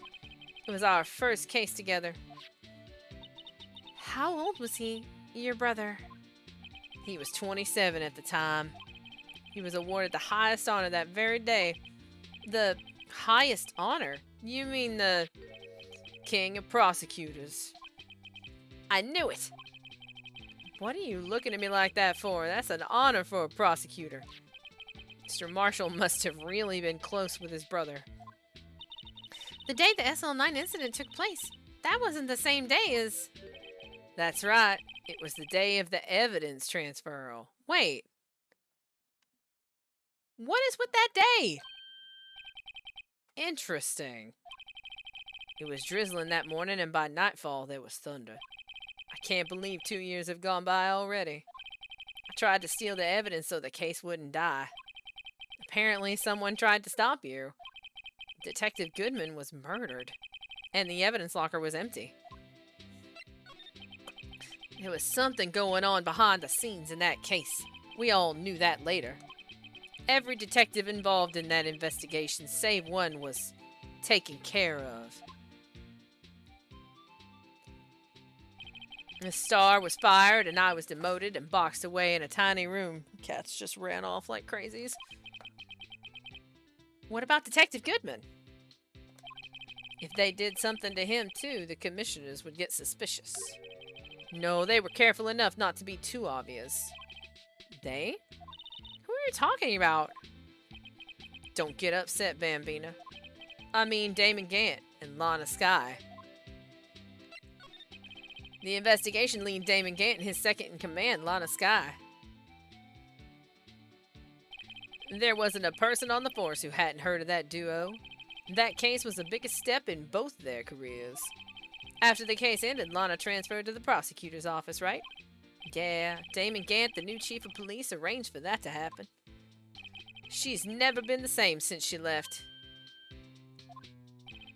Everyone who knew her said so. Chief Prosecutor Skye was totally different when she was a detective. Now that he mentions it, Emma said something like that too. Tell me, what happened to my sister? Sorry, Bambina, but her secret is too well guarded. I never found out. Lana's secret. It all started 2 years ago. So there you have it. That's my story. Did you enjoy it, partner? It was certainly enlightening. There's one thing for sure I found out in court today. That boy Edgeworth isn't my enemy. He was the one who used falsified evidence to get a guilty verdict. But someone else was the one who gave him that evidence and planned everything. That someone is Damon Gant. Don't believe me? Well, I don't blame you. I won't even be a patrolman after today. Too bad I won't be around to work with you when you become a real scientific investigator. Adios, Bambina. Get nip all over my desk, Otter. Couldn't you just eat it instead of scattering it everywhere? Rottens. Alright. If we go back to the Criminal Affairs Department, is that going to have us talk to Gant? Maybe. Somebody. This place is always pretty empty, but today it's deserted. That must mean everyone's busy solving crimes. Oh, if you're looking for the others, they're all in the conference room. Thanks. Wow, he actually talked to us. With the chief prosecutor saying what she did and the decision about what to do about Mr. Edgeworth, not to mention our statement to the media and tomorrow's trial. There's more chaos going on than Thanksgiving and Christmas put together. I think festive is the word usually used for those. Sir, we'd like to have a look around Chief Gant's office. Just use the connecting hallway to the other building and take the elevator to the top floor. Why is he just letting us do that? Really? You mean it's okay for us to go in there? I mean, there you go. I mean, we aren't police officers or anything. Hey, you're right. You can't go in there. It's off limits. Now I see where Detective Gumshoe gets his unique charm. Well, what are we waiting for? Let's head to the chief's office. He just said we can't go. We're gonna go anyway, I guess. And spray luminol all over his... Why is there a pipe organ in his office? Holy... That's a big pipe organ. Oh, of course. Makes sense. That's why his theme music is pipe organ. Whoa, where am I? In the chief's office, silly. At least that's what it said on the door. Check out that pipe organ. That's real, isn't it? Hey, I used to take organ lessons in kindergarten. They used to call me Little Miss Bach. I thought I was a genius until they tried teaching me notes.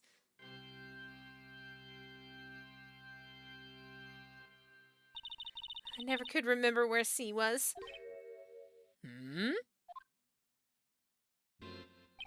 Oh, it's you two!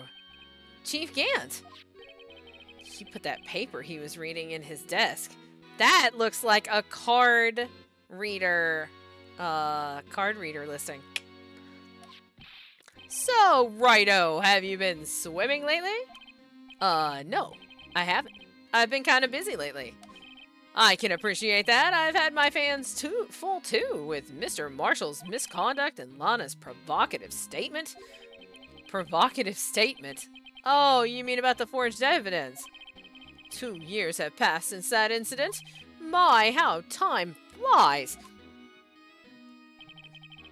See that big picture on the wall over there? That's a picture of Lana, Neil, and me. So this is Mr. Marshall's brother, Prosecutor Neil Marshall. We took it to commemorate our work together. Something's not right with this picture. I can't quite seem to put my finger on it, though.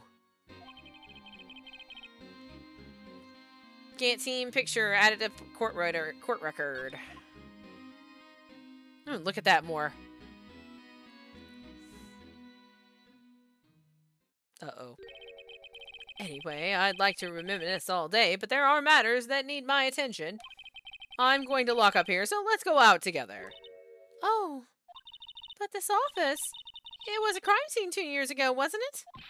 That case has long since been over. There's no need to investigate it anymore. All the same, we'd still like to have a look around. Perhaps you didn't hear me. I said there's no need to investigate it anymore. Whoa. Now hurry up and get out. I have a meeting to attend. I'm gonna pick the lock on this door. Looks like we aren't welcome. Seems that case isn't over with yet after all. What do you mean? Chief Gant denied our request to search the crime scene. That means there must be a reason he doesn't want us looking around in there. You mean, like a clue? There's gotta be a way we can get inside the chief's office.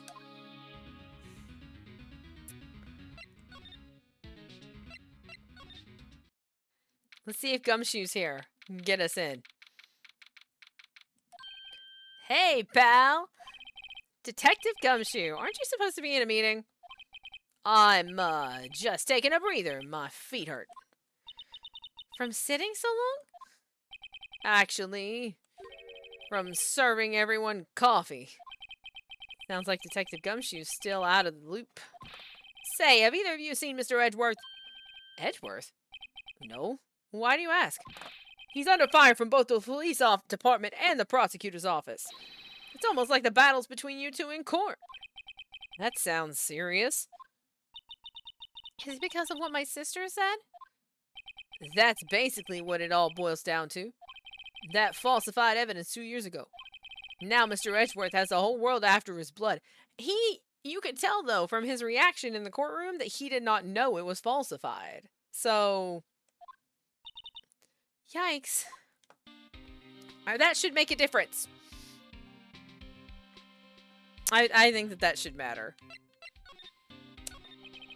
But why would Edgeworth be blamed? It's not like he knew the evidence was forged. Thank you. Lana Skye is a guilty party here, isn't she? ... Regardless, a prosecutor is responsible for the evidence they present in court. Not only that, but as you know, there have been a lot of rumors going around about Mr. Edgeworth. His amazing talent as a prosecutor has kept him safe from those who don't like him. But now, with this... Are there really so many people who hate him? In our world, only those with talent rise to the top. Mr. Edgeworth not only has that, but he's young. There's no better recipe I know of for making enemies.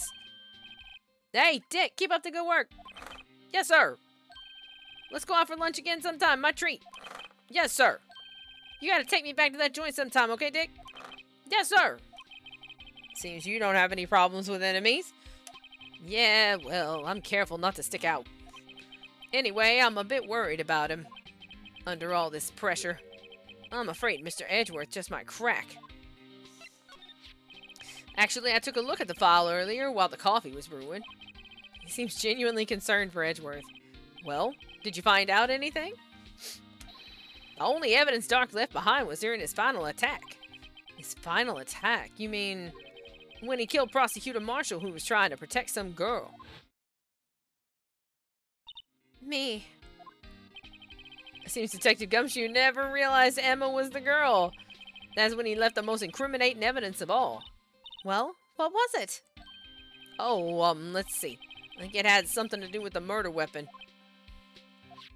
Oh, I forget. Look, it's all written somewhere in here, okay? His powers of recollection never fail to impress. Maybe we should show him the murder weapon. Might jog his memory. Yeah, okay. Joe Dark was 42 at the time of the crime. He was just your run-of-the-mill businessman. A businessman? What made him take to serial killing? One day on his way home from work, he hit someone with his car. With his car? So it was an accident? An accident, yes. But it transformed him into an animal. An animal? He killed a man that witnessed that accident. Then he killed a lady who saw the second crime. A kid walked by just then, so he killed him too. Then when he was burying the bodies, a jogger came up on the scene and was killed as well. Finally, he turned himself in. Seems he was a pretty careless animal. Hey, don't fight. No fighting. No fighting. Sophie, don't be mean. Sophie's in the top of the cat tree losing his mind. Of course, this is all conjecture. There wasn't a single shred of evidence. So he turned himself in. Yes, but in the middle of his questioning, he fled and murdered his final victim, Prosecutor Marshall. That crime was witnessed by someone too, but luckily Dark was arrested on the spot. It's a good thing that last witness wasn't killed. That last witness. AKA Emma. Alright, so now let's show him the murder weapon. Da-da-da-da-da-da-da. Oh my god, almost 3 pages of evidence. So many evidence. So many evidences. About this. Hey, is that... It has a tag attached to it with the label SL9 incident on it. I believe this would be the broken murder weapon you were speaking of? What are you doing with that? Ever since that case was closed, that knife's been locked away in a locker. On the day Detective Goodman was murdered, this suddenly disappeared from the locker. And was found in Mr. Edgeworth's car muffler. That's it! Now I remember what that incriminating piece of evidence was. When you showed me that knife, it all came back to me. Well, what is it, Detective? Quick, before you forget again.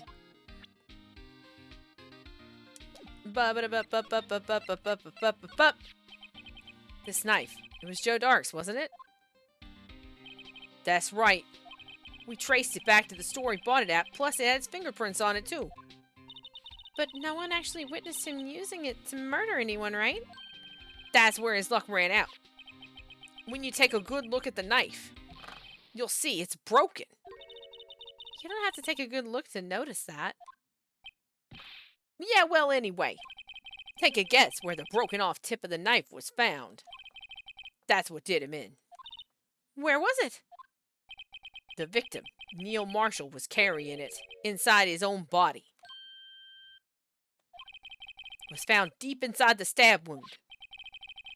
Did it match Dark's knife? You bet, down to the last fiber.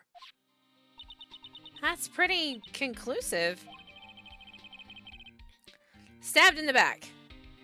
Died from a punctured heart and lung. Why was he stabbed in the back?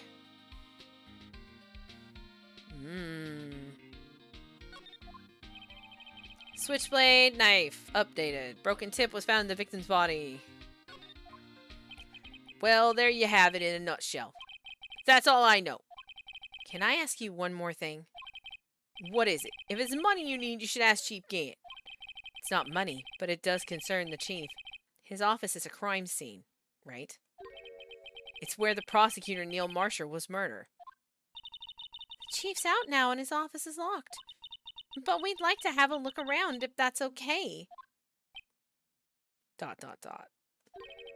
Well, any detective's ID card can unlock the door. What? Really? But if I let a civilian in there, I'd be charged with breach of trust. Breach of trust? Simply put, I'd be canned. Oh. Sorry, pal. I don't plan on getting fired because of you. How about this ID card? It was Detective Goodman's. That won't work either. The data was deleted the day he died. Oh. So in other words, Gumshoe is our only chance of getting into that office. I wonder if there's something we could show him that would make him change his mind. Is there something we can show him that would make him change his mind? The hell do we have? We have so much stuff.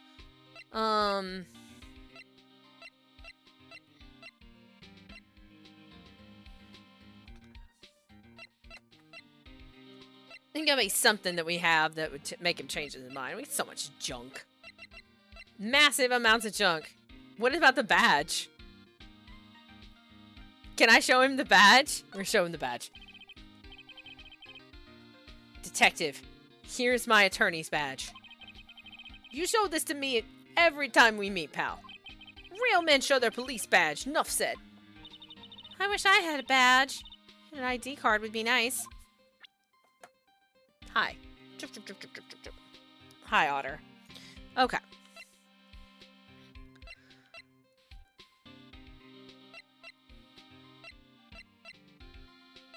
What do we have that we can show him? He'll let us in. Oh, the luminol? Yeah, maybe this. Hey, I just bought some of that stuff. Now I can go around detecting blood traces too. Wow, is that a new type? I've never seen that bottle before. Add 3 inches to your base height. Base height? Hey, let me see that. Looming tall. New and improved growth formula. You mean this can't detect any blood traces? Well, it's not quite the same thing as luminol. So that's why the lady at the counter had that smirk on her face. Oh my god, Gumshoe. Oh my god.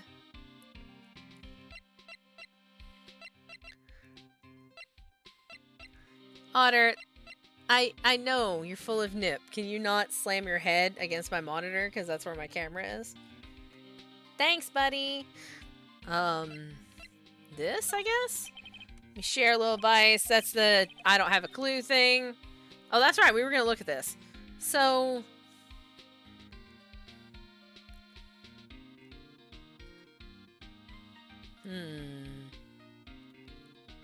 The vase. The vase is in this picture. Why did the vase get broken? We don't know that. About that jar. I think I've seen it before somewhere. Somewhere? Or maybe it's one of those memories people have from previous lives. This must be the most uninformative detective I've ever met. Something about it makes me feel uneasy. It's like I'm in the chief's office, and he's yelling at me. Chief Gant? Where could I have seen that before? I just saw it in that picture.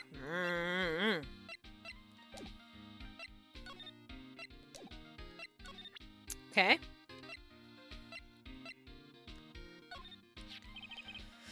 I've been studying up on those files. There's nothing wrong with Mr. Edgeworth's presentation. To think people are accusing him of injustice. I, for one, ain't buying it, pal. You're looking into the case for Mr. Edgeworth? Yeah, it was a pretty big deal while it was going on, you know. After all, a serial killer was on the loose. But Lana was pretty clear in her confession. She forged evidence in order to prove Joe Dark guilty.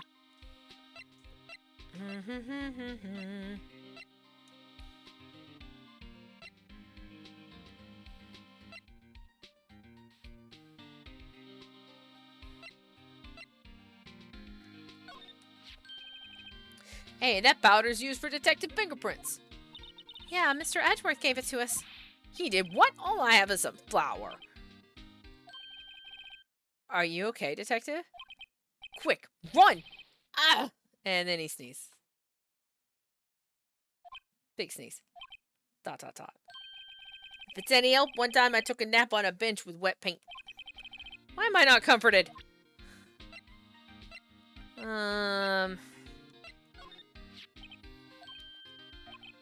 Okay, we already did that.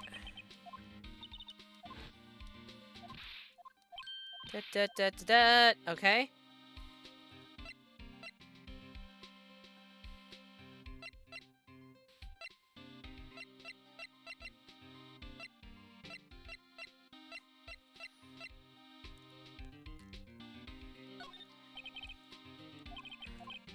Yeah, okay.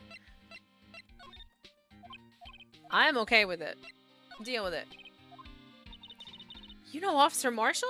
He was like, I can't believe Marshall would do that. Of course I do. He was like a mentor to me.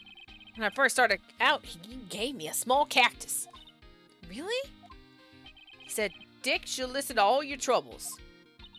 Note to self. Detective Gumshoe talks to a cactus. Hard to believe he's just a patrolman now. Someone ought to trade places with him. What? Why are you looking at me like that? Alright, so then the jar, yeah. Actually.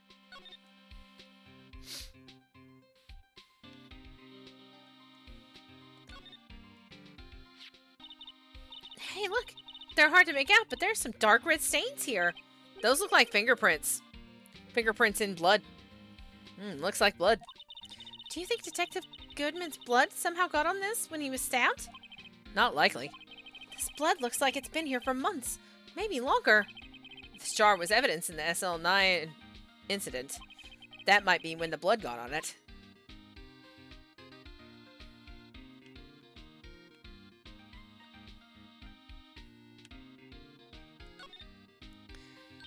Huh?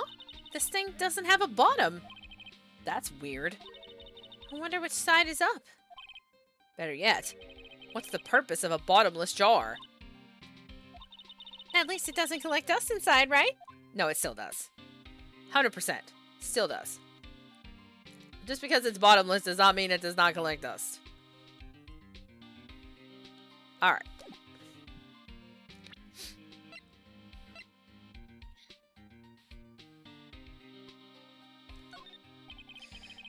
I want to know what the gloves, the significance of the gloves.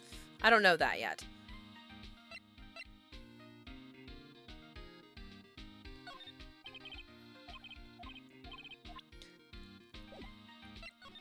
It's got to have something.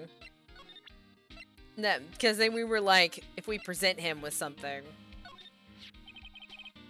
This ID card belongs to the victim, Detective Bruce Goodman. You can do just about anything these days with a card and a secret number. Scary. It's only scary because you keep dropping your card, Detective Gumshoe. I forget my secret number a lot, too. I'm scared of myself. But I'm me, after all, and what could be wrong with that? I think I'll stay out of this conversation.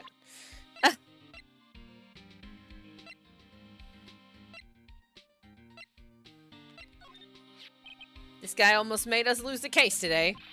What are you talking about? He was guarding the bloodstain on that evidence locker with his life. That's more than you can say about most officers nowadays.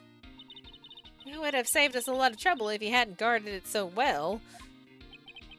Have to admit, he's right, though. Thanks to the Blue Badger, we were able to prove another possibility today. The possibility that another murder took place prior to 5:15 p.m. Oh, what have I not tried at this point? Most of this stuff just doesn't feel correct. How are we feeling?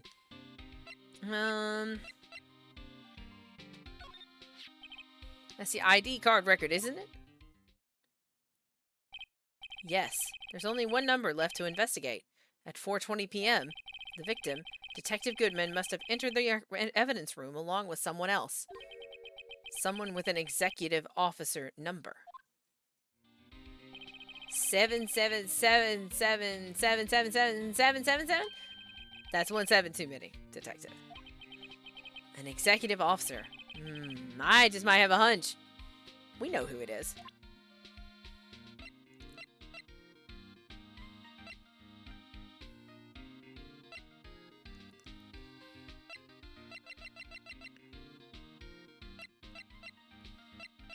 I mean, I would think it'd be related to, like, this stuff, but we've already showed him all of this stuff, and he was like, nah. But we did... It's because he was like, I don't know where I've seen this urn before.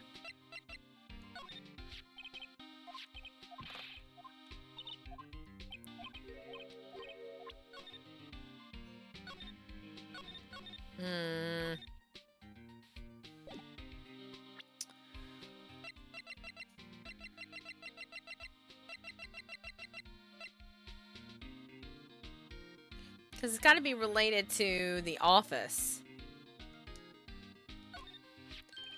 Hey, that's it. That's the King of Prosecutors Award that Mr. Edgeworth got the other day. Were you at the award ceremony, Detective Gunshoe? Of course, pal. I got an award for diligence. Congratulations. I was wondering, why is the award a shield, and why is it broken? Oh, there's a reason. I'll tell you later. Because he's forgotten. We already saw this message.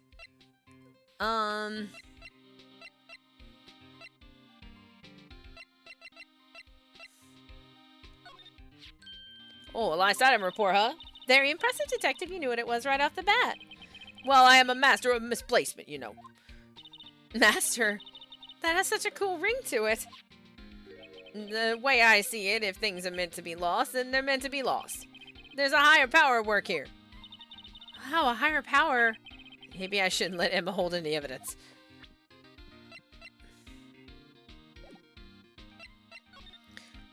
Because we can't go back up to the office without figuring out what it is we have to show him.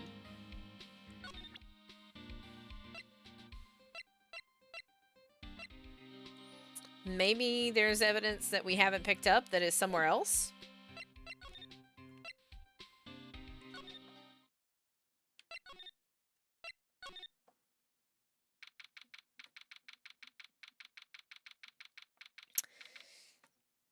Now we're at the underground parking lot. No one's here today. Not even Miss Starr. Everyone's probably busy looking into what exactly went down in the evidence room. That must be where the detectives are. But we proved in court today that on the day of the crime, no one was murdered in the evidence room at 5:15, though they were murdered earlier than that. Yeah, I thought we were finally making some headway in our case. But instead, it looks like we just end up making Lana look even more guilty. Hang in there, Lana. I've got to find all the answers by tomorrow.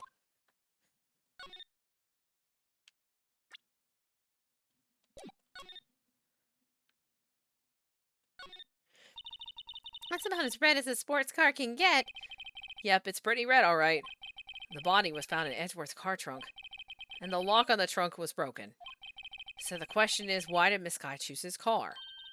So what model car is it? I think it was called a sedan or coupe, something like that. Those are car types, Mr. Wright, not models. You're a guy, aren't you, Mr. Wright? You're supposed to know these things. Sexist.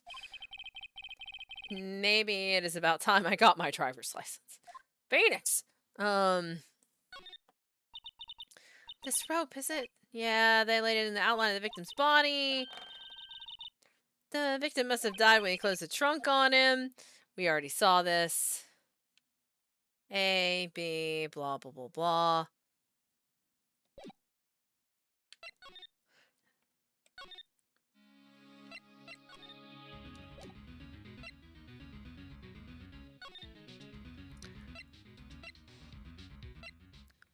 I would like the choice. I want to talk to Meekins.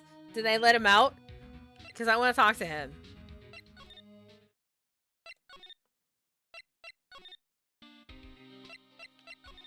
We're back here. Back here again.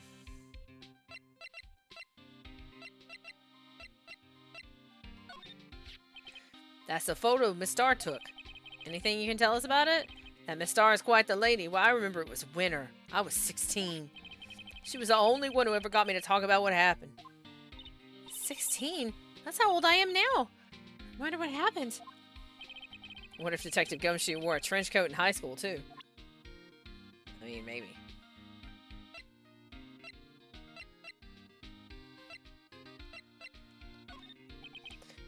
Let's see. I don't have a clue speech. No locker can be opened without a fingerprint match. Besides, there's no reason for the murderer to touch his own locker. And wasn't your locker the one with blood on it, Detective? The handprint of the real murderer's gloved hand, without any fingerprints. Shh, if they come to arrest me, you'll defend me, won't you? If that happens, I think you'll do better pleading with Edgeworth.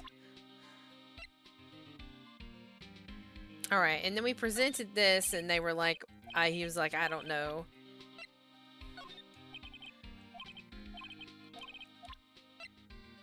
We know that one. We checked that one. We checked this one.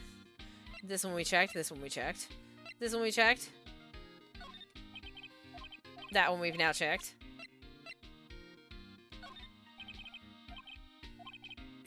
There's got to be something somewhere else that I haven't found yet. Because we've gotten to the point where we've checked everything we have.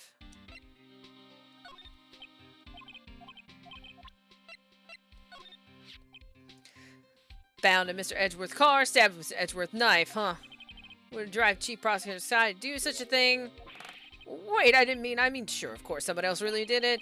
Someone who must have a grudge against Mr. Edgeworth. Yeah, okay. That's literally everything that we have. So, there's got to be a piece of evidence somewhere that we haven't found.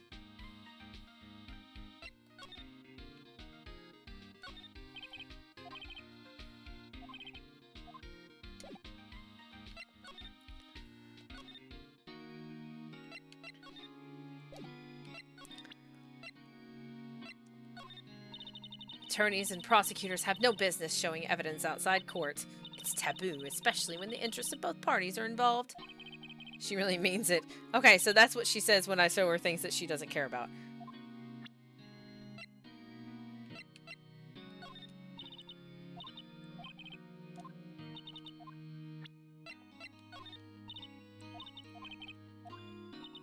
Yeah, that's what she does when we tell her something she doesn't care about. I want to know why this jar is broken. That's what I want to know. No. I mean, I have been streaming for 7.5 hours at this point, which is far longer than I usually stream. So my brain is definitely starting to fall asleep. Actually, I know what we'll do here. Caffeine. Let's do some caffeine. Maybe that will help.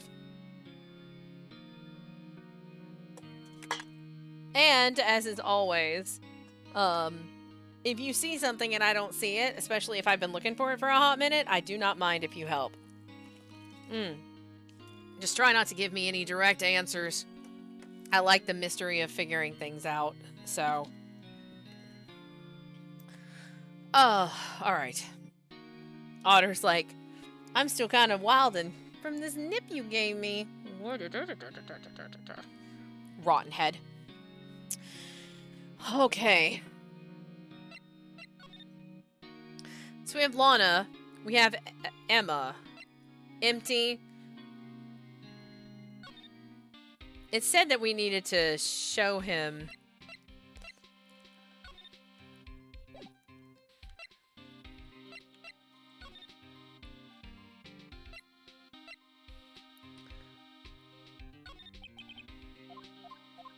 Let me see if it was during this one.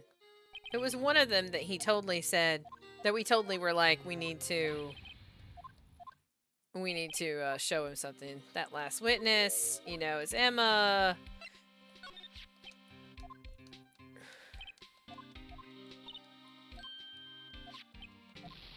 Let's see the knife's broken, and then they found the tip of the knife inside of Neil Marshall.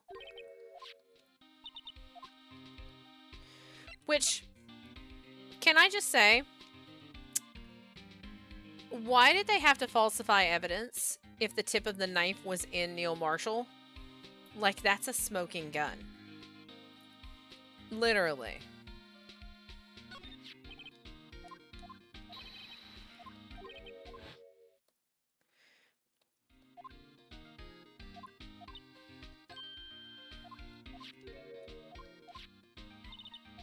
Show him the murder weapon, we did that. So if we show him the murder weapon again, because I'm looking for the hint.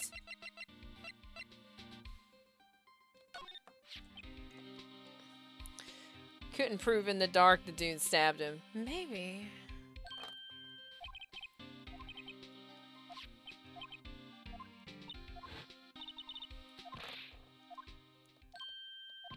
That was the... I remember the incriminating piece of evidence. Maybe it was this one.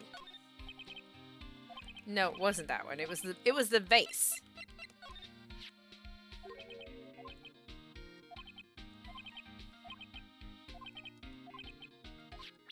No.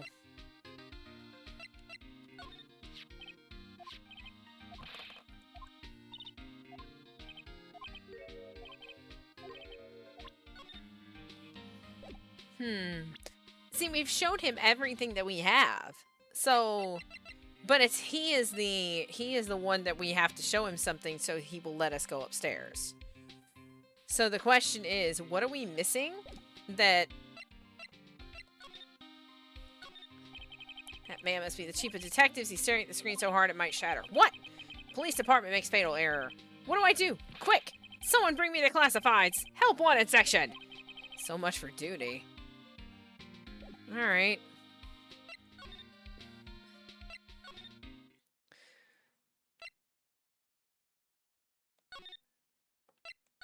Oh, wait. Can we go... I figured it out. I'm dumb. Man, I'm tired. You can tell.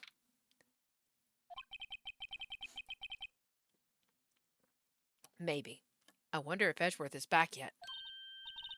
There he is. He looks like he's writing something. What are you doing here? He sure was quick to throw that paper on the floor. Tough day in court, huh? I've had to live with the past 2 years. I've had to live the past 2 years with rumors flying around. What's another allegation to me? Sure, Mr. Edgeworth. I'm rooting for you. That's Edgeworth for you. Always trying to hide his real feelings. So, what do you want? Unlike some people, I don't have all day. Hey, Edgy, what's this painting? What's this crumpled up paper under here? I wonder what he was writing before. Come on, Mr. Wright. Let's take a look. Are you crazy? Edgeworth is sitting right there. Just distract him. I'll check it out. Hey, Edgeworth. Is that Detective Gumshoe out the window there? Oh no, he's falling to the ground. Hold on. First, let me see what this girl's doing crawling around my feet. He didn't even look. What? Letter of It's a letter of resignation. If you're having trouble reading, I'll read it for you. It says, letter of resignation. Resignation? Edgeworth, you don't mean... I'm tired, Wright. I feel as if something inside me has died. But Mr. Edgeworth, none of it is your fault. I know the path I've walked. You don't need to tell me. And the path I've walked hasn't been a just one. I can't forgive myself for what I've done. And no one else should forgive me either. Uh-oh. I think he's serious. Mr. Wright, please, you have to do something. This letter of resignation. I wonder if I can use it for anything. Really? We're gonna put that in our pocket? Oh, that's what we have to show Gumshoe. That is what will let Gumshoe. That is what will make Gumshoe let us upstairs. If Edgeworth is gonna quit. Edward's discarded letter of resignation. He's serious. Let's do our talkies, and then we will go back. There's no excuse for what I've done. 2 years ago, I used false evidence to obtain a guilty verdict. That's what it all breaks down to, and nothing I do can erase that fact. Ooh, feel the sugar rush. But you didn't know, did you? I mean, that evidence was falsified. The police department and the prosecutor's office share a bond of trust. You know, Edgeworth Wright and Edgeworth Law Firm has a nice ring to it. Can make Larry our secretary. I mean, I'm okay with this. If that bond is broken, we stand to lose everything. The police department error is my error. My responsibility as the prosecutor in charge. The fact remains the same, no matter what excuses I might have. Mr. Edgeworth, I take pride in my work. So tell me why. Why has it all come to this? Even Edgeworth can't keep this kind of emotion bottled up. Are you up for the trial tomorrow? First last year's trial, and now this one. Seems all you do is worry about me. To be honest, you're getting on my nerves. But Mr. Edgeworth, you can't just walk out on the trial. Tomorrow is the last day. It's too late to change prosecutors. I'll bet that's what my superiors are banking on. I never thought that case would come back to haunt me like this. What do you mean? The list of evidence seems too short. Most lists run twice as long. It's only half as long as most lists? That is odd. After Neil Marshall was murdered, I became prosecutor for that case. I may not have been part of the investigation, but I knew what I had to do. Use the evidence I was given to prove the suspect guilty. That was really the only thing on my mind at the time. Say, we just saw a picture taken around that time. That picture. Something seems strange about it. I'll have to look at it again in a second. And we'll show it to him. Day of the crime. Could you tell us again about what happened that day? The day Detective Goodman was murdered? You were participating in a ceremony over at the station, right? I've never cared for ceremonies, but I had to attend that one. Because you were awarded this? Those receiving awards can't exactly skip out on the ceremony. I mean, I don't know.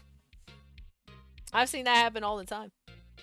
When I got my departmental service award, at the end of my first year of my secondary school, very few people came to the award ceremony, so there were many people who just did not get their award that day because they announced their names and they weren't there.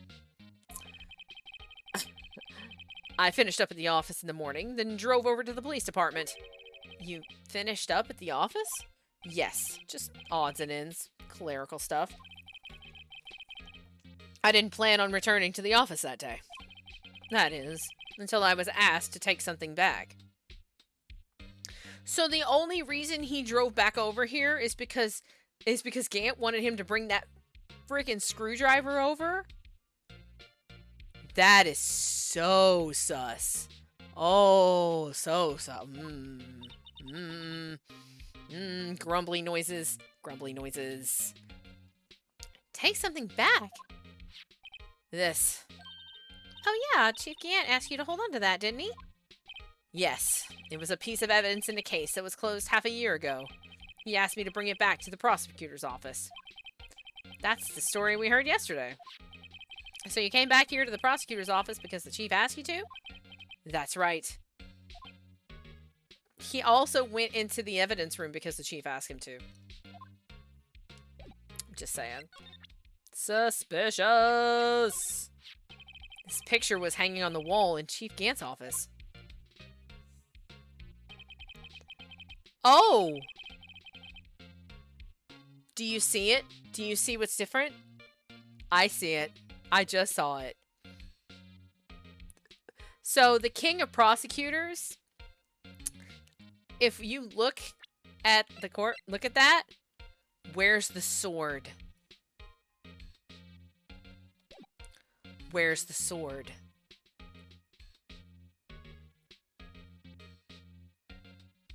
There's a sword missing from that award. Prosecutor Neil Marshall He had just started making a name for himself. Looks like this was taken when he received the King of Prosecutors trophy. Speaking of that, there's something that bothers me. Yes? The trophy Mr. Marshall is holding. It's a little different than yours. Yes, you're right. I remember now. Remember what? That was what the official prosecutor's trophy looked like until 2 years ago. There's a story behind its design. A story? Sounds interesting. Would you mind telling it to us? It's simple, really. Contradiction. That's what the award's based on. Oh. Interesting. This award originates from an ancient Chinese tale. In Chinese, the word contradiction is written with 2 characters. The first meaning halberd, and the second means shield. Have you heard this story? Me? Oh, sure, everybody knows that. Why don't you tell it, though? For Emma's sake. Very well.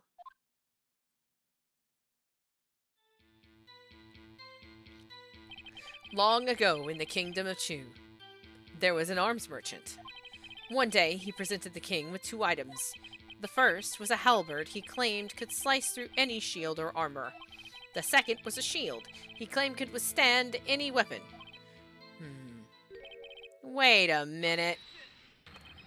Those claims contradict each other.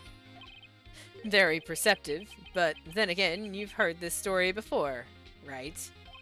Anyway, as you mentioned, the very descriptions of these items discredit them both.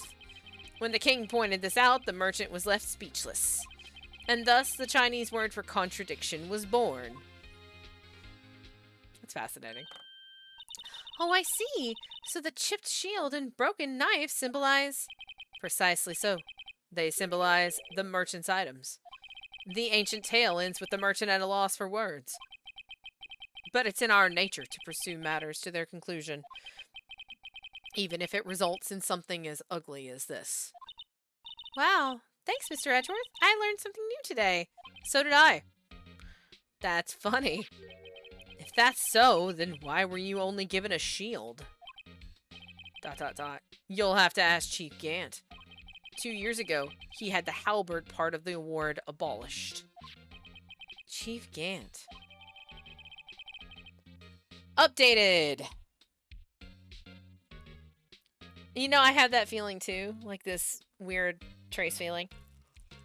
Alright.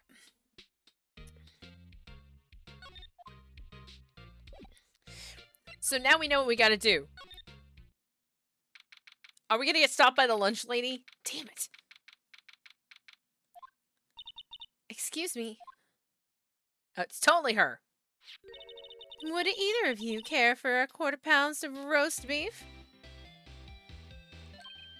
Miss Star. I guess she's out of lunches.